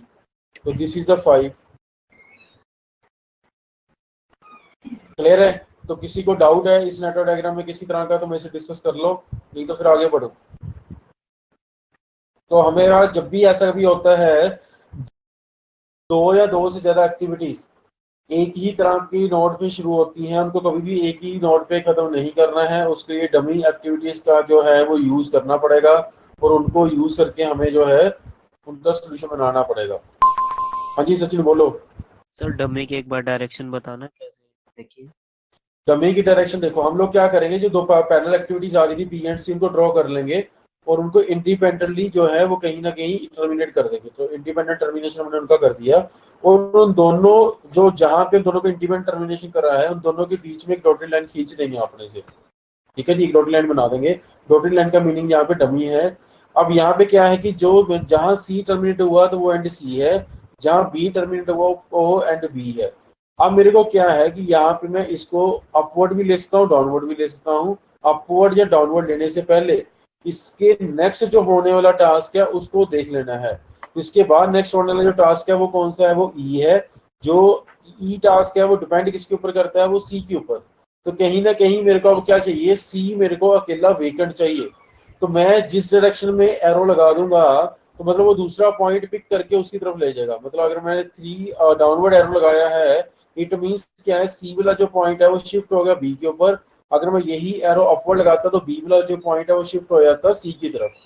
क्लियर है? तो अभी मेरे को मेरी ये मजबूरी थी कि मेरे को सी पॉइंट वेकेंट चाहिए था, तो इस रीजन की वजह से मैंने क्या करा, यहाँ पे एक जो एरो है वो डाउनवर्ड लगा दिया। अगर मेरा मजबूरी बी पॉइंट को लेके होती कि मेरे को डी पॉइंट जो है वो बी के बाद निकलता है, बी सी के बाद नहीं निकलता है, तो उस इंस्टेंस में मेरे पास क्या होता है, एरो जो है उसके रिवर्स डायरेक्शन में हमारे पास बनाने पड़ते। फिर हम लोग जो है वो बीसी से जो है वो ई निकालते, और बी से जो है वो डी निकालते, और दोनों को एक जगह पे आके तो खत्म करना ही करना है। This is the point. 5 जो नोड है वो वहां पे खत्म हो रहा है।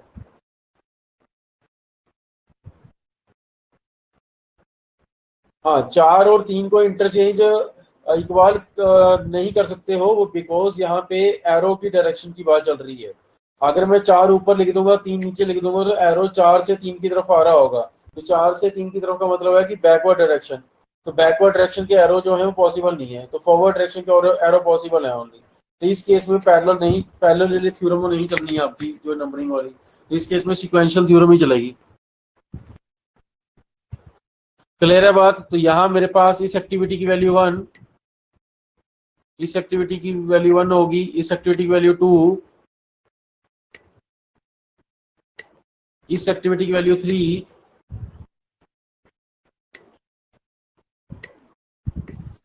इस एक्टिविटी की वैल्यू 0 है, इसकी 4 एंड इसकी 5।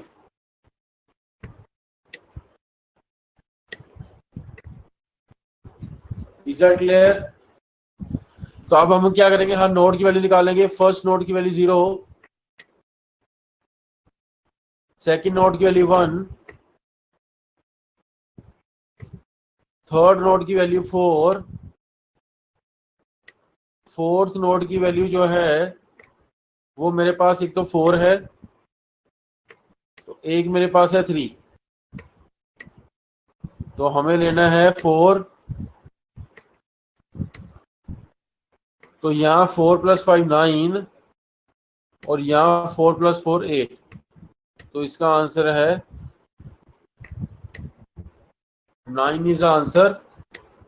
तो जो पाथ बनता है वो मेरे पास ये वाला बन रहा है।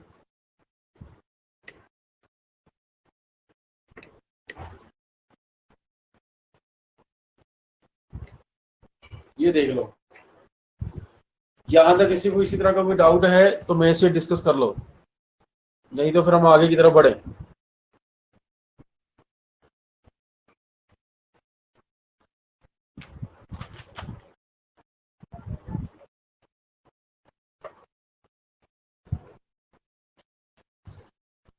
हाँ जी, चलें अब आगे।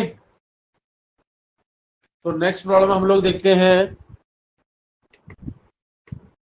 ये मैंने अभी इनमें सिर्फ नेटवर्क डायग्राम के ऊपर फोकस कर रहे हैं। मैं सिर्फ नेटवर्क डायग्राम जितने भी टाइप के बन सकते हैं, जितनी वैरायटीज बन सकती है, जितनी कॉम्प्लेक्सिटी बन सकती है इनमें, वो नेटवर्क डायग्राम प्रैक्टिस में आपको करवा रहा हूँ। सिर्फ एक बार नेटवर्क डायग्राम की कॉम्प्लेक्सिटी समझ जाओगे तो उसके बाद कोई भी केस उठा के, किसी भी तरह का नेटवर्क डायग्राम उठा के सॉल्व करा जा सकता है। It's not a very big deal.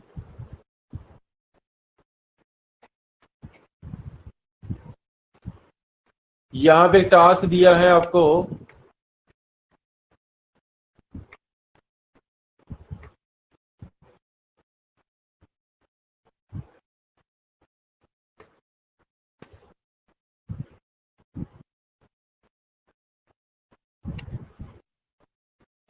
और ये पीसीडी दिया है आपको,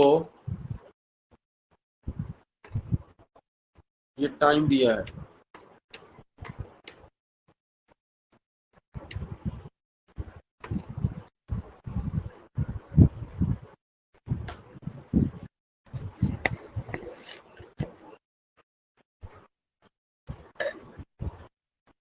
तो है मेरे पास ए,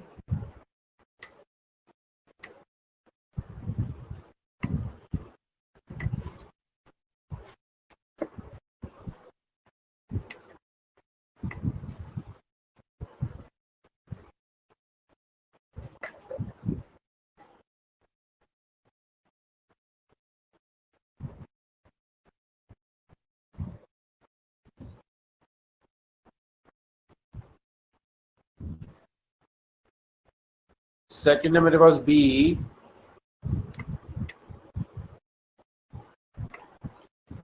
फिर मेरे पास है सी,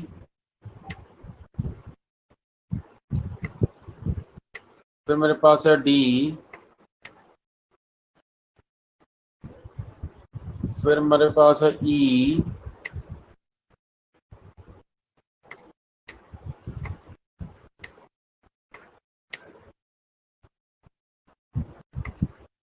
F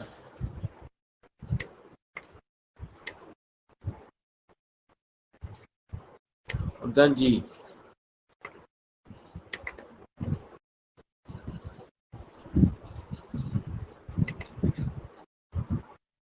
तो A एंड B नन से हैं, C आफ्टर A, B पे है,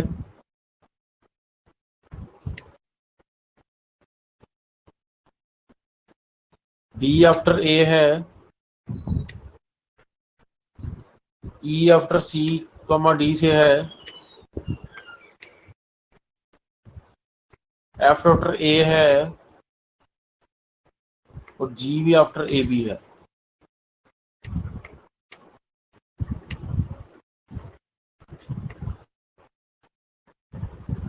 टाइम इसके 1 2 3 4 5 6 एंड 7 ये ले लो।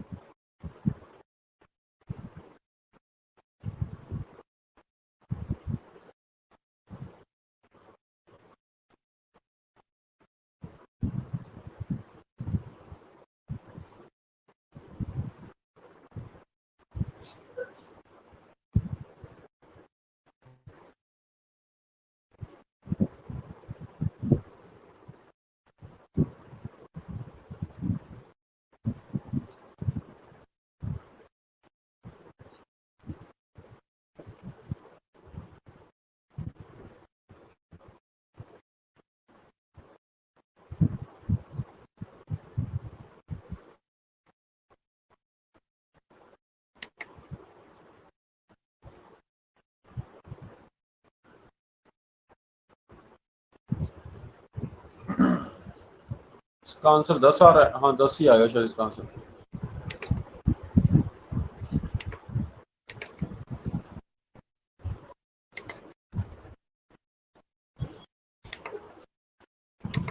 तो इसको हम लोग देखते हैं। ये हमारे पास था नन से, हमने जो स्टार्ट करना है, this is the A and B. तो ये लेट अस सपोज ए आ गया और ये लेट अस सपोज बी आ गया,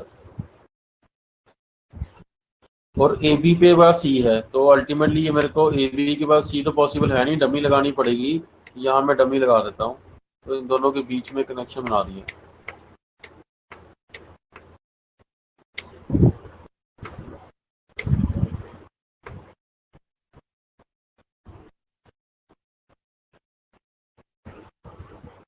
तो अब मेरे को क्या चाहिए, ए बी के बाद सी है और ए बी मेरे को वेकेंट चाहिए, मतलब तो ए के बाद डी है।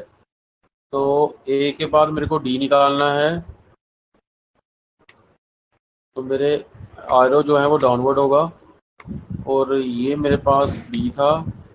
तो ए बी के बाद मेरे को सी निकालना है, बाद में सी डी इकट्ठा करना है। तो ये सी निकाल दिया मैंने यहाँ से, और ये मैंने सी डी इकट्ठा करा, यहाँ से मैंने ई निकाल दिया। सी डी के बाद ई निकलेगा,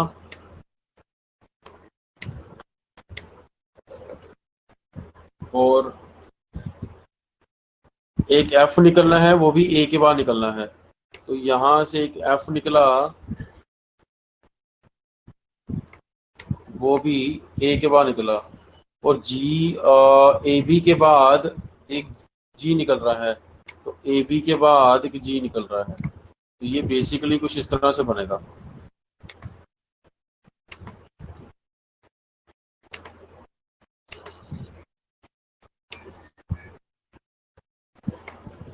तो इन तीनों को अब जितनी लास्ट में बची हैं सबको इकट्ठे खत्म करना पड़ेगा। ये मेरे पास कुछ डायग्राम इस तरह से आएगा। ये 2 बन जाएगा, ये 3 बन जाएगा, ये 4 बन जाएगा, और ये 5 बन जाएगा। ए की वैल्यू 1 थी, तो इस नोड की वैल्यू 1 होगी। बी की वैल्यू 2 थी, इस नोड की वैल्यू जो है वो मेरे पास जो है वो 2 होगी, और 1 से आ रही है तो 2 ही बनेगा मेरे पास यहाँ पे। तो यही मेरे पास इसका पाथ बन जाना है।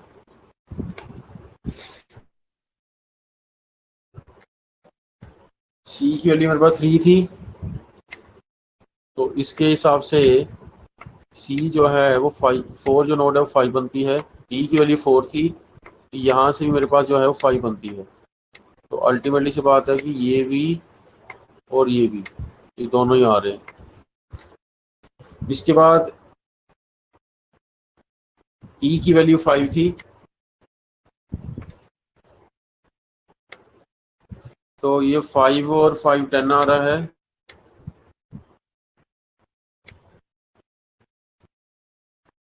एफ की वैल्यू 6 थी, यहाँ से आएंगे तो 7 आएगा, और जी की वैल्यू 7 थी, तो यहाँ 9 आएगा। तो अल्टीमेटली सी ये मेरे पास क्रिटिकल पाथ बन जाएगा।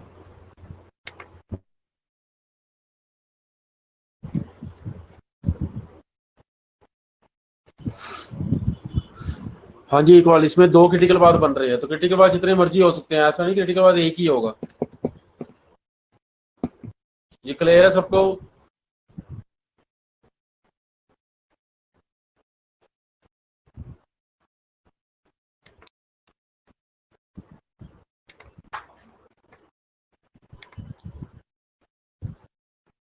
नेक्स्ट हम प्रॉब्लम है हमारे पास, ये टास्क दी रखी है, ये प्रीडेस्टर एक्टिविटी दे रखी है,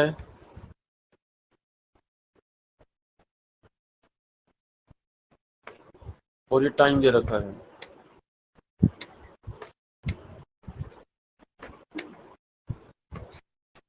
और यहाँ सबसे पहले ए है मेरे पास, ए जो है वो नन से है। फिर बी है मेरे पास टास्क, B जो है वो आफ्टर A है, फिर C है हमारे पास, तो C आफ्टर A है, फिर हमारे पास D है, तो D आफ्टर B है,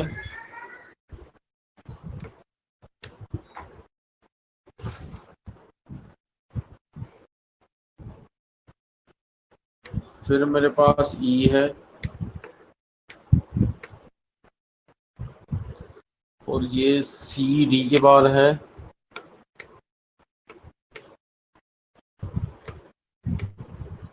फिर मेरे पास F है, ये भी C D के बाद है,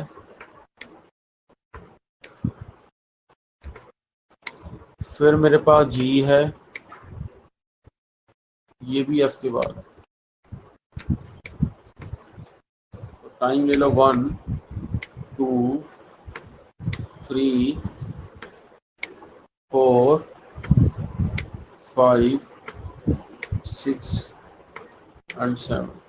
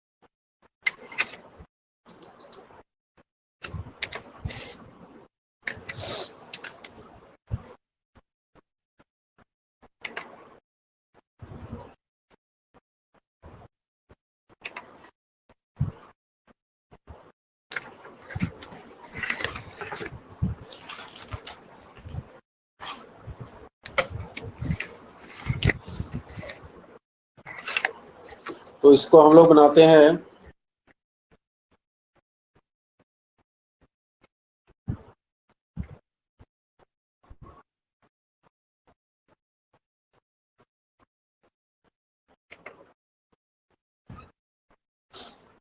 ये हो गया सबका कि बनाओ इसका सोल्यूशन?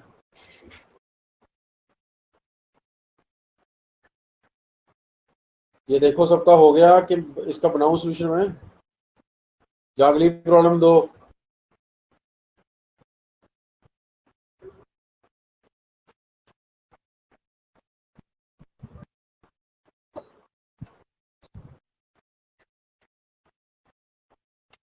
हाँ जी, बाकी सबका हो गया। एक बार मेरे को बता दो यस नो करके, फिर मैं सोल्यूशन बनाऊं इसका कि मैं आगे नेक्स्ट प्रॉब्लम दे दूं।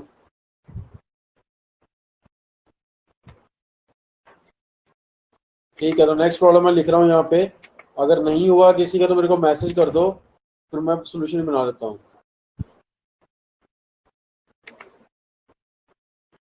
तो नेक्स्ट प्रॉब्लम मैं आगे लिख रहा हूँ इसकी। जिसका नहीं हुआ होगा मेरे को बता देगा, फिर मैं उसका सोल्यूशन बना दूंगा। तो here is next problem, there is task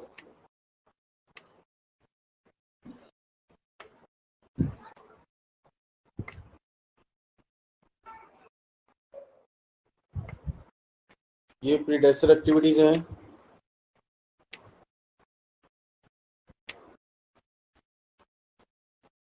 ये टाइम दिया हुआ है।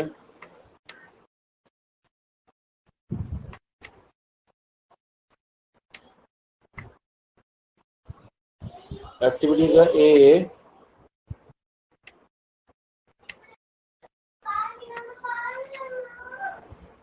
बी,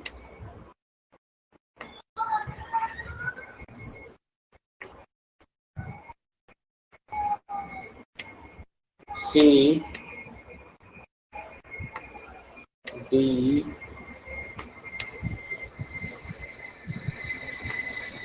ई,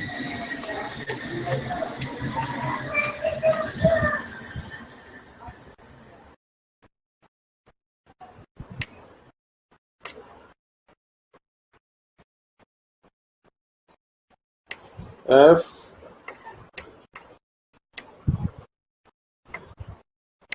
जी।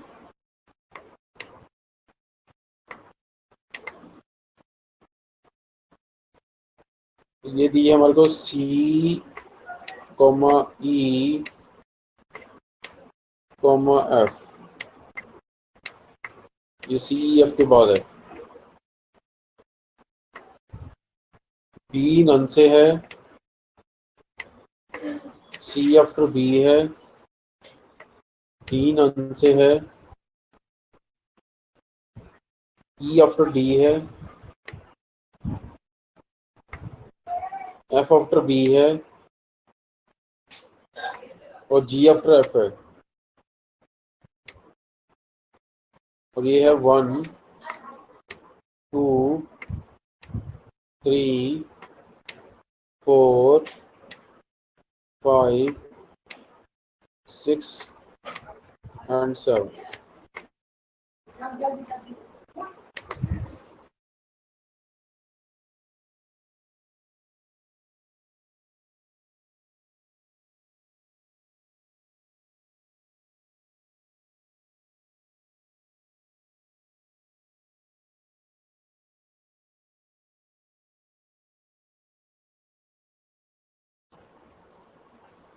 करो इस प्रॉब्लम को बनाओ।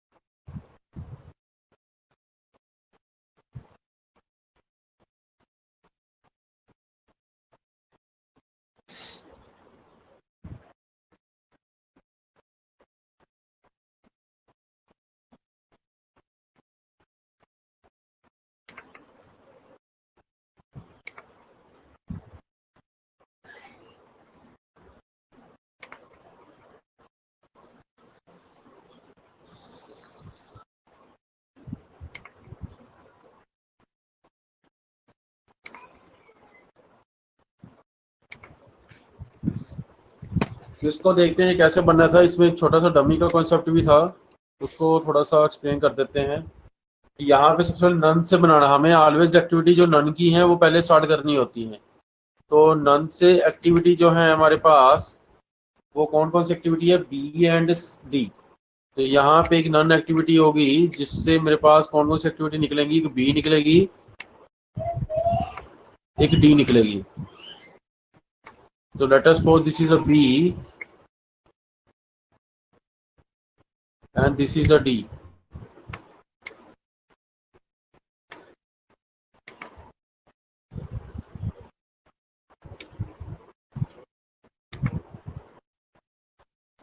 अब बी के बाद जो है वो सी है और डी के बाद ई है, तो मीन्स दोनों जो है वो टर्मिनेट होंगी। ये मैंने टर्मिनेट कर दी यहाँ पे, इसको मैंने यहाँ पे टर्मिनेट कर दिया। ये मेरे पास 2 होगी, लेट अस सपोज ये मेरे पास 3 होगी। तो बी के बाद जो है वो सी निकलेगा, तो बी से जो है वो सी निकल रहा है और डी के बाद ई निकल रहा है। तो डी के बाद ई निकल रहा है और बी के बाद एफ भी निकल रहा है। तो पहले बी के बाद एफ निकाल देते हैं,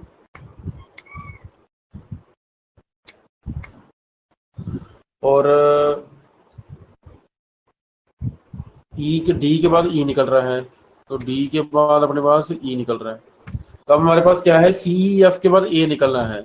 तब मैं यहाँ पे ये ई और एफ तो मर्ज कर सकता हूँ, बट सी एंड एफ में मर्ज नहीं कर सकता हूँ, इसलिए यहाँ मेरे को बनानी पड़ेगी एक डमी। तब मेरे को देखना है कि मेरे को वेकेंट कौन चाहिए। मेरे को वेकेंट चाहिए एफ। अगर मेरे को एफ वेकेंट चाहिए तो फिर मेरे को इनकी रिप्लेसमेंट करनी पड़ेगी और इनको सही करना पड़ेगा। यहाँ से मैं ऊपर मैं एफ बनाता हूँ और नीचे जो मैं है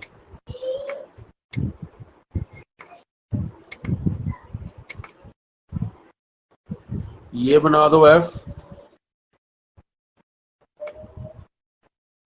और ये बना दो सी। दिस इज द सी और ये यहाँ से बना लेते हैं हम लोग एरो। तो ये पॉइंट बन गया सी ई एफ और एफ वेकेंट भी रह गया। तो एफ के बाद निकलना था सी ई एफ के बाद निकलना था ए, एफ के बाद निकलना था जी। तो ये निकला जी और ये निकला ए।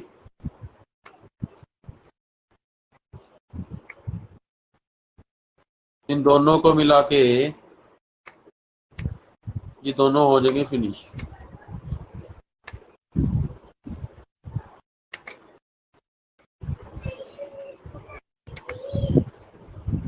इसका आंसर हो गई 15 आएगा। ये 3 है,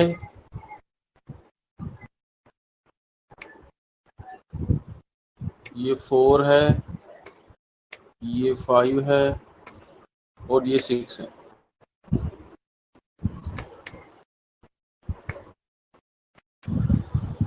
तो ये यहाँ से सी निकला था, यहाँ से हमारे पास ई आया था,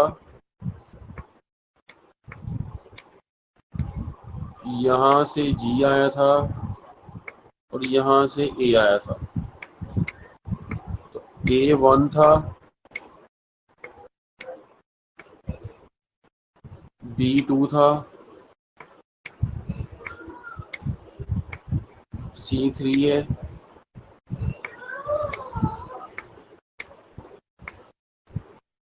बी 4 है,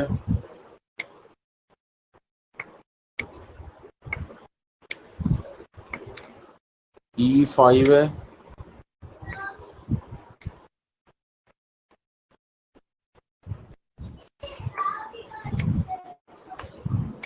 एफ 6 है,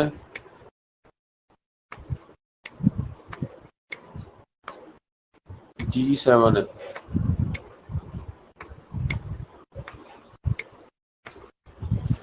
तो सेकंड जो नोड है इसकी जो वैल्यू है ये हमारे पास 2 है। 3 जो नोड है इसकी जो वैल्यू है ये अपने पास 4 है।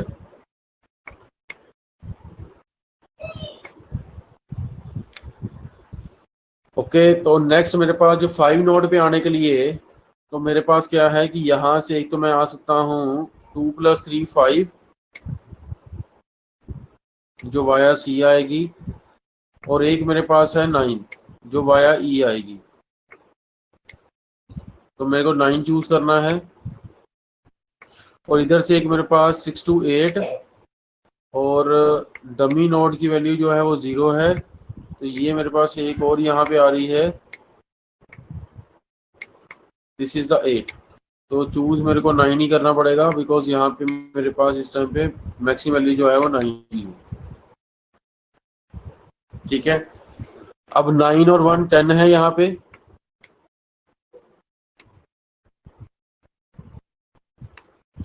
बट यहाँ पे मैं ऊपर से अब देखता हूँ F और G के हिसाब से, दिस इज 15।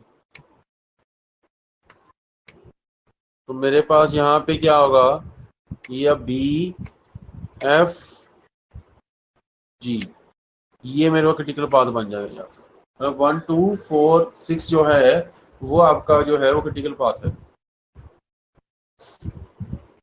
हाँ जी रमन बोलो।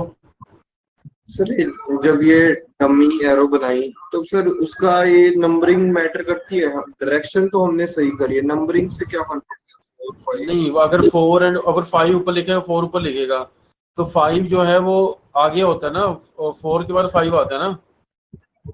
अच्छा सीक्वेंशियल नंबरिंग करनी है यार, सिंपल सी बात है। सर, मतलब नंबरिंग जैसे आदत होती है ना कि मतलब पहले जो स्टेप पूरा किया उसका नंबर हाँ, डाल दिया। वो बात तो ठीक है, तूने तो बना दिया अपने हिसाब से।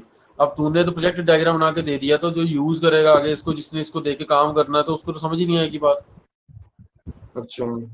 समझ रहे हैं ना बात? ये ऐसा तो है नहीं कि यस तूने सर। बनाया तूने यूज करा। प्रोजेक्ट बनाने यस वाले कोई सर। और है, और उसका इम्प्लीमेंटेशन करने वाले लोग कोई और है। तू तो एज अ डिजाइनर डिजाइन कर रहा है, तो डिजाइनर का काम तो ये है कि हर चीज जितनी सिंप्लीफाई हो सकती है उतनी सिंप्लीफाई कर दे उसको। ओके। नहीं तो फिर तेरा वापस क्वेरी आएगी, तो फिर उसको एडिट करके भेजेगा। क्लियर है? Yes sir. तो इसलिए वो बातों को पहले ध्यान रखा गया है, तो उन रूल्स एंड रेगुलेशन को फॉलो करेगा। रूल्स एंड रेगुलेशन बेसिकली क्या है, that is as per the कि लेबर से काम कराना है या किसी फॉरमैन से डिप्लोमा लेवल के बंदे से काम करवाना है, तो you must make a design in that way कि एवरीबॉडी शुड बी रीडेबल।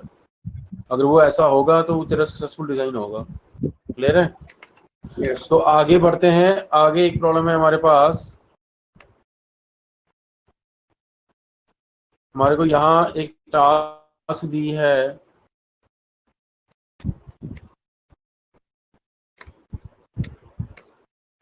और इसकी प्रीडेसेसर एक्टिविटी भी दी है।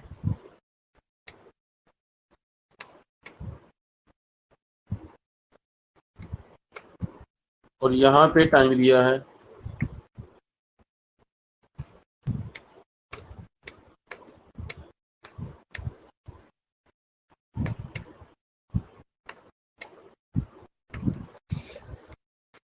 ये एक्टिविटी दी है हमारे को ए,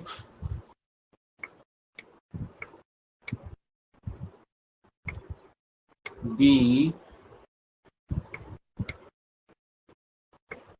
सी,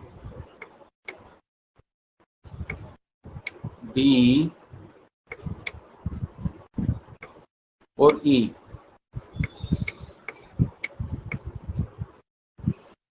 प्रीडेसेसर एक्टिविटी है A none, B none, C after A B,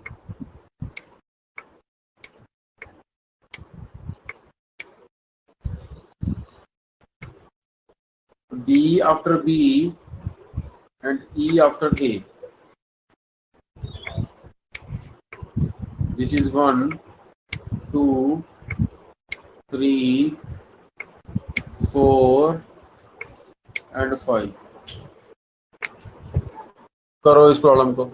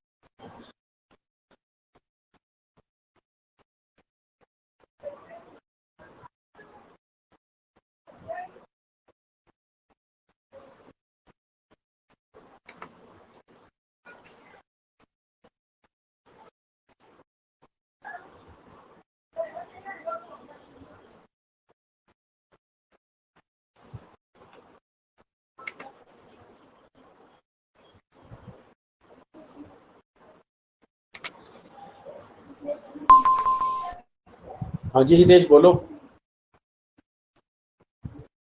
ये सुबह वाली क्लास अब 3 घंटे की हुआ करेगी? नहीं अभी 2 घंटे की हो गई ना, इवनिंग अभी 1.5 घंटा और शुरू होगी बेसिक एनालिसिस। तुमने कर लिया बेसिक्स? वही सर, मैं वही बोल रहा था कि 3 घंटे की मत करो, एक बेसिक भी कर नहीं वो लूंगा ना। कल तो मैंने इसलिए टॉपिक, जिस दिन टॉपिक खत्म करना है इसलिए फिर वो तो एक्सटेंड करनी पड़ेगी ना, जो कल अच्छा, भी लंबी रखनी पड़ेगी, टॉपिक खत्म करना होगा। तो वो इवनिंग जो है वो अभी आपका वैसे एप्टीट्यूड शुरू हुआ है ना इवनिंग?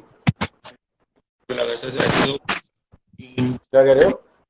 सर मैं वही आपसे रिक्वेस्ट कर रहा था कि ऐसे तो 6-7 घंटे तक क्लासेस में ही जा रहे हैं, तो फिर सेल्फ स्टडी के लिए भी टाइम चाहिए, तो अगर हाँ तो आप। सुबह की क्लास 2 घंटे होगी, तो फिर शाम की क्लास या फिर क्लास 1 घंटे की है, और बेसिक एनालिसिस की क्लास आपकी 1.5 घंटे की है।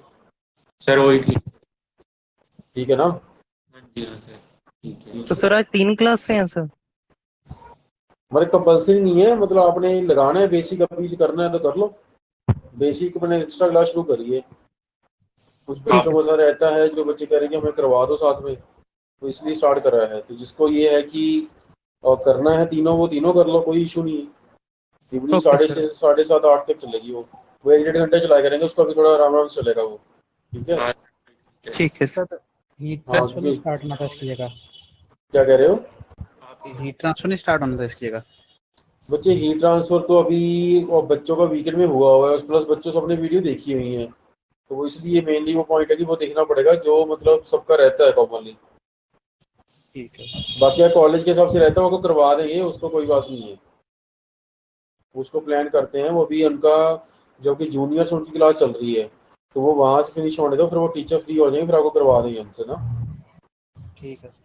ठीक है। सर आप ही पढ़ाओगे ना वो भी बेसिक करूँ? हाँ बेसिक मैं ही पढ़ाऊंगा। Sir thank you sir. हाँ जी, इसको एक बार इसको देखते हैं। जब हमारे पास कभी ऐसा आ जाए कि हमें दोनों एक्टिविटीज भी फ्री चाहिए, उसके बाद एक्टिविटी डिपेंडेंसी है, तो उस केस में हम नोट डमी बना देंगे। यहाँ से जो मेरे पास है, अब ए स्टार्ट होना था एक मेरे पास, एक मेरे पास बी स्टार्ट होना था। तो ए एंड बी के बीच में पहले मेरे को क्या करना था, डमी लगानी थी। ये लेटर सोर्स ए है और ये मेरे पास बी है, और इन दोनों के बीच में मैं ए लगाता।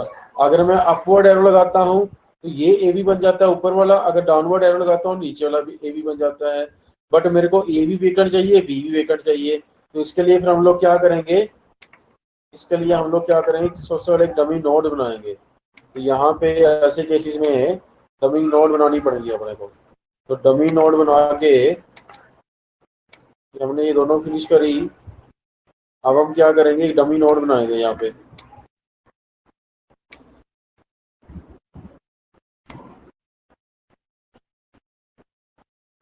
तो ये बनेगी 2 डमी एक्टिविटीज। अब इसमें से निकलेगा, कौन सा था, इसमें से निकला अपने पास सी, और इसमें से एक निकलेगा, बी में से जो निकलना है वो डी निकलेगा, और ए में से जो निकलेगा वो ई निकलेगा।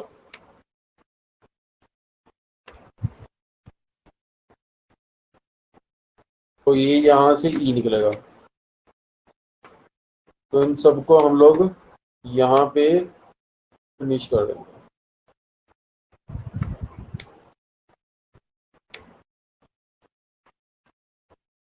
ये लेटर सपोज 2 हो गया, ये 3 उसका है, this is the 4 and this is the 5। Clear है? तो ए मेरे पास 1 था, बी मेरे पास 2 है, सी मेरे पास 3 है, डी मेरे पास 4 है, ई मेरे पास 5 है।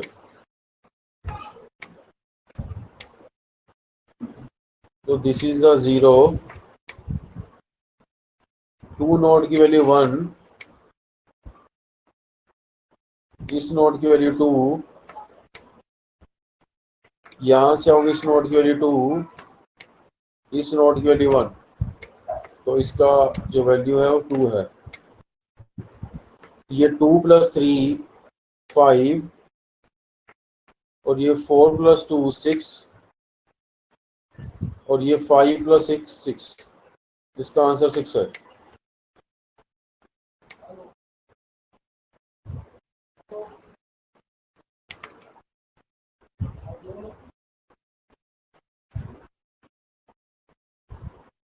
हाँ, वो तो नीड्स के हिसाब से तो इक्वल लगानी पड़ेगी ना हमारे को। वो तो अल्टीमेटली हमारे को नेटवर्क क्लोज करना है। तो नेटवर्क क्लोज करना है, सारी एक्टिविटीज नेटवर्क की कंडीशन है कि अगली एक्टिविटी स्टार्ट होने से पहले पिछली सारी एक्टिविटी खत्म हो। तो वो सारी पिछली एक्टिविटी को खत्म करने के लिए नई नोड बनानी पड़ सकती है, नई एक्टिविटी बनानी पड़ सकती है। तो वो डिफरेंट डिफरेंट वे में कुछ भी करना पड़ सकता है हमारे को। तो अल्टीमेटली हमारे को वो जो 3 रूल मैंने आपको बताए नेटवर्क डायग्राम बनाने वक्त, तो वो 3 रूलों फोकस करके उन 3 रूल्स के हिसाब से ही चलेगा। क्लियर है? उसके बाद डमीज का जो इंट्रोडक्शन है वो हम लोग उसी हिसाब से करेंगे। ठीक है, तो ये हमारे पास क्या है कि ये जितनी भी वैरायटीज डिफरेंट डिफरेंट तरह की, मतलब जो कॉम्प्लेक्सिटी जो वैरायटीज बन सकती थी, तो वो इन प्रॉब्लम से हमने डिस्कस कर ली है कि इन सारे केसेस में हमने जो प्रैक्टिस करा है, जितनी भी तरह की कॉम्प्लेक्सिटी थी, जो भी हमारे पास केस बन सकते थे, तो वो हमने डिस्कस कर लिए हैं। तो कल तक अभी ये सारा जो नेटवर्क डायग्राम है ये थोड़ा अच्छी तरह से क्लियर कर लेना, दोबारा से प्रैक्टिस कर लेना। बिकॉज अब इसके बाद मेरा जो फोकस है वो नेटवर्क डायग्राम समझाने के ऊपर नहीं रहेगा। मेरा फोकस मेनली जो है इसकी आगे जो एप्लीकेशंस हैं, जैसे फ्लोट निकालने हैं मेरे को, इसका वेरिएंस लिंक बनानी है, जब मेरे को इसकी क्रैशिंग करनी है, तो I will be more focused on that next class by on that cases rather than network diagram. इसलिए मैं नेटवर्क डायग्राम बड़े आराम से आपको अलग से समझा दिए कि सो दैट आपको नेटवर्क डायग्राम बनाने आ जाए। नेटवर्क डायग्राम के बिना इस जो कंसेप्ट की कोई गति नहीं है। इस कंसेप्ट में कुछ समझ नहीं आने वाला अगर नेटवर्क डायग्राम बनाने नहीं आते। तो ये बात ध्यान रखना। इसके अगली जो कल क्लास लगेगी उसमें कुछ भी समझ नहीं आएगा अगर नेटवर्क डायग्राम क्लियर ना हुए आप लोगों को। तो इसलिए कल तक ये नेटवर्क डायग्राम वाली बात जो है पूरी क्लियर कर लेना, और नेटवर्क डायग्राम को जो है वो अच्छी तरह से प्रैक्टिस कर लेना। कुछ डाउट्स हुए तो मेरे से पूछ लेना। बाकी तो मैं कल नई प्रॉब्लम्स उठाऊंगा, उसके नए नए डायग्राम्स बनने शुरू हो जाएंगे। तो फॉर रेफरेंस जब भी आपको रिवाइज करना हो तो इन डायग्राम्स को देख लिया करो। हर डायग्राम में कुछ नए का नया कॉन्सेप्ट है। इन जितने मैंने डायग्राम 5-6 आपको पढ़ाए इन सब में क्या है, नया नया कंसेप्ट है हर डायग्राम में। तो जब भी रिपीट करना है डायग्राम तो इसी को रिपीट कर लो, it will be helpful for you. Okay, तो अभी इवनिंग जो है वो आपका एप्टीट्यूड स्टार्ट हुआ है, तो एप्टीट्यूड क्लास लगा लिया करो। वो 5 to 6:30 है, और उसके बाद 6:30 जो है बेसिक सुनना स्टार्ट हो रहा है। ठीक है, 1 and 1.5 आवर की क्लास हुआ करेगी, ज़्यादा क्लास नहीं हुआ करेगी। तो जिनका भी अभी पेंडिंग है बेसिक डायनामिक्स, तो वो वहाँ पे जो है वो स्टार्ट कर लो, क्योंकि अभी आधों का बेसिक हो रखा है, आधे का बेसिक नहीं हो रखा है। तो इसका मेरे को अप्लाइड पढ़ाना है, तो वो मैं अप्लाइड तभी पढ़ा पाऊंगा जब बेसिक कवर कर लोगे। ठीक है, नहीं तो फिर उस टाइम पे आपको दिक्कत रहेगी कि अभी बेसिक पढ़ानी तो अप्लाइड कैसे पढ़ेंगे। So keep attending the classes. अभी ये टाइम हमें इंक्रीज करना पड़ेगा धीरे धीरे, बिकॉज आपको पता ही है अब टाइम यूटिलाइज करना पड़ेगा। तो इसलिए अपना जो टाइम है दिन के टाइम प्रैक्टिस कर लो। एक मॉर्निंग क्लास होगी, उसका इवनिंग है। दिन आपके पास पूरा फ्री है प्रैक्टिस करने के लिए, उसके रात भी आपके फ्री है प्रैक्टिस करने के लिए। तो अटेंटिव हो जाओ, तगड़े हो जाओ और पढ़ना स्टार्ट कर लो। हाँ जी नमन बोलो। सर वो यूट्यूब पे मतलब मेल नहीं आ रहा है उसका। वो यार यूट्यूब पे ना कुछ इशू हो गया हुआ है सर्वर का। वो मैं कल भी करवा रहा था काम, मैं आज देखता हूँ दोबारा से ना। वो पता नहीं क्या चक्कर हो गया, वीडियोस तो जा रही हैं बट वो जो ईमेल्स हैं वो मतलब रिक्वेस्ट नहीं हो पा रही वहाँ से। वो पता नहीं यूट्यूब ने ब्लॉक कर दिया क्या कर दिया। वो एक बार रिक्वेस्ट डाली है, 11 दिन का टाइम दो, कर देते हैं वहाँ से। वैसे एक नई वेबसाइट भी बना दी हम लोगों ने, वहाँ पे आप सीधा उन पे लॉगिन क्रिएट कर देंगे आपके, पर अभी लग जाएंगे 1 हफ्ता। उसके बाद तो सीधा वहीं पे जाके देख लिया तो डायरेक्टली मिल जाया करेंगे फिर। ठीक है, वो यूट्यूब वाला फंडा भी खत्म कर रहे हैं। हाँ जी राहुल बोलो। सर गायरोस्कोप वाला मेरा वो रहता है। वो यार मैं तेरे को बताऊंगा, सच में ना मेरे को 1-2 दिन में टाइम ही नहीं मिला बिल्कुल भी। तो ठीक है, मैं संडे फ्री होऊंगा, संडे करवाऊंगा तेरे को मैं। ठीक है सर, संडे करा। ठीक है, संडे करेंगे, कोई दिक्कत नहीं। हाँ, टॉम के कुछ डाउट्स और भी हैं सर वो। हाँ वो संडे डिस्कस कर लियो previous सारे मेरे से। हाँ संडे वो मार्क करके रख ले, संडे डिस्कस कर लियो मेरे से। ठीक है सर। नमन तेरे भी कुछ डाउट तुमने भेजे थे ना, संडे को डिस्कस कर लियो मेरे से। सर मेरा बस एक छोटा ही डाउट था, वो भी बता दो उसे। हाँ बोलो बोलो। सर वो जब उसमें हम एलिमेंट्री ऑपरेशंस लगाते थे ना, हाँ हाँ हाँ हाँ हाँ सिंप्लेक्स में या पिगेम में, तो हम्म। सर जैसे एलिमेंट्री हम R1 R2 कुछ भी लगा सकते हैं ना, 2R1 - R2 या फिर हाँ हाँ हाँ, कुछ भी वो मैंने देखो क्या बोला, तूने 0 बनाना है और 1 बनाना है और 0 0 बनाना है तूने, बस। सर वो जो एक क्वेश्चन था ना जिसका वो 6,5 था, तो उसमें ये हाँ। था कि जैसे जिस रो में चेंजेस करने होते हैं ना, हाँ तो उसमें ऐसा आ रहा था कि उस रो को किसी कोफिशिएंट से मल्टीप्लाई ना करके दूसरी रो को हाफ से मल्टीप्लाई करके ऐड कर दो, तब सही आ रहा था। और उसको उसी रो को अगर मल्टीप्लाई करोगे तो वो गलत आ रहा था आंसर। वो फिर मेरे को तूने शायद भेजा हुआ ना, स्क्रीनशॉट भेज मेरे को, मैं एक बार चेक करता हूँ फिर। Okay sir. ठीक है, वो मैं कभी दोनों चीजें भेज, फिर मैं चेक करता हूँ, उसको तब पता चलेगा मेरे को भी ना, समझ आएगी बात तूने क्या करा है, कि ऑपरेशन सही लगा कि नहीं लगा, वो देख के पता लगेगा वो तो। ठीक है। ठीक है, ओके।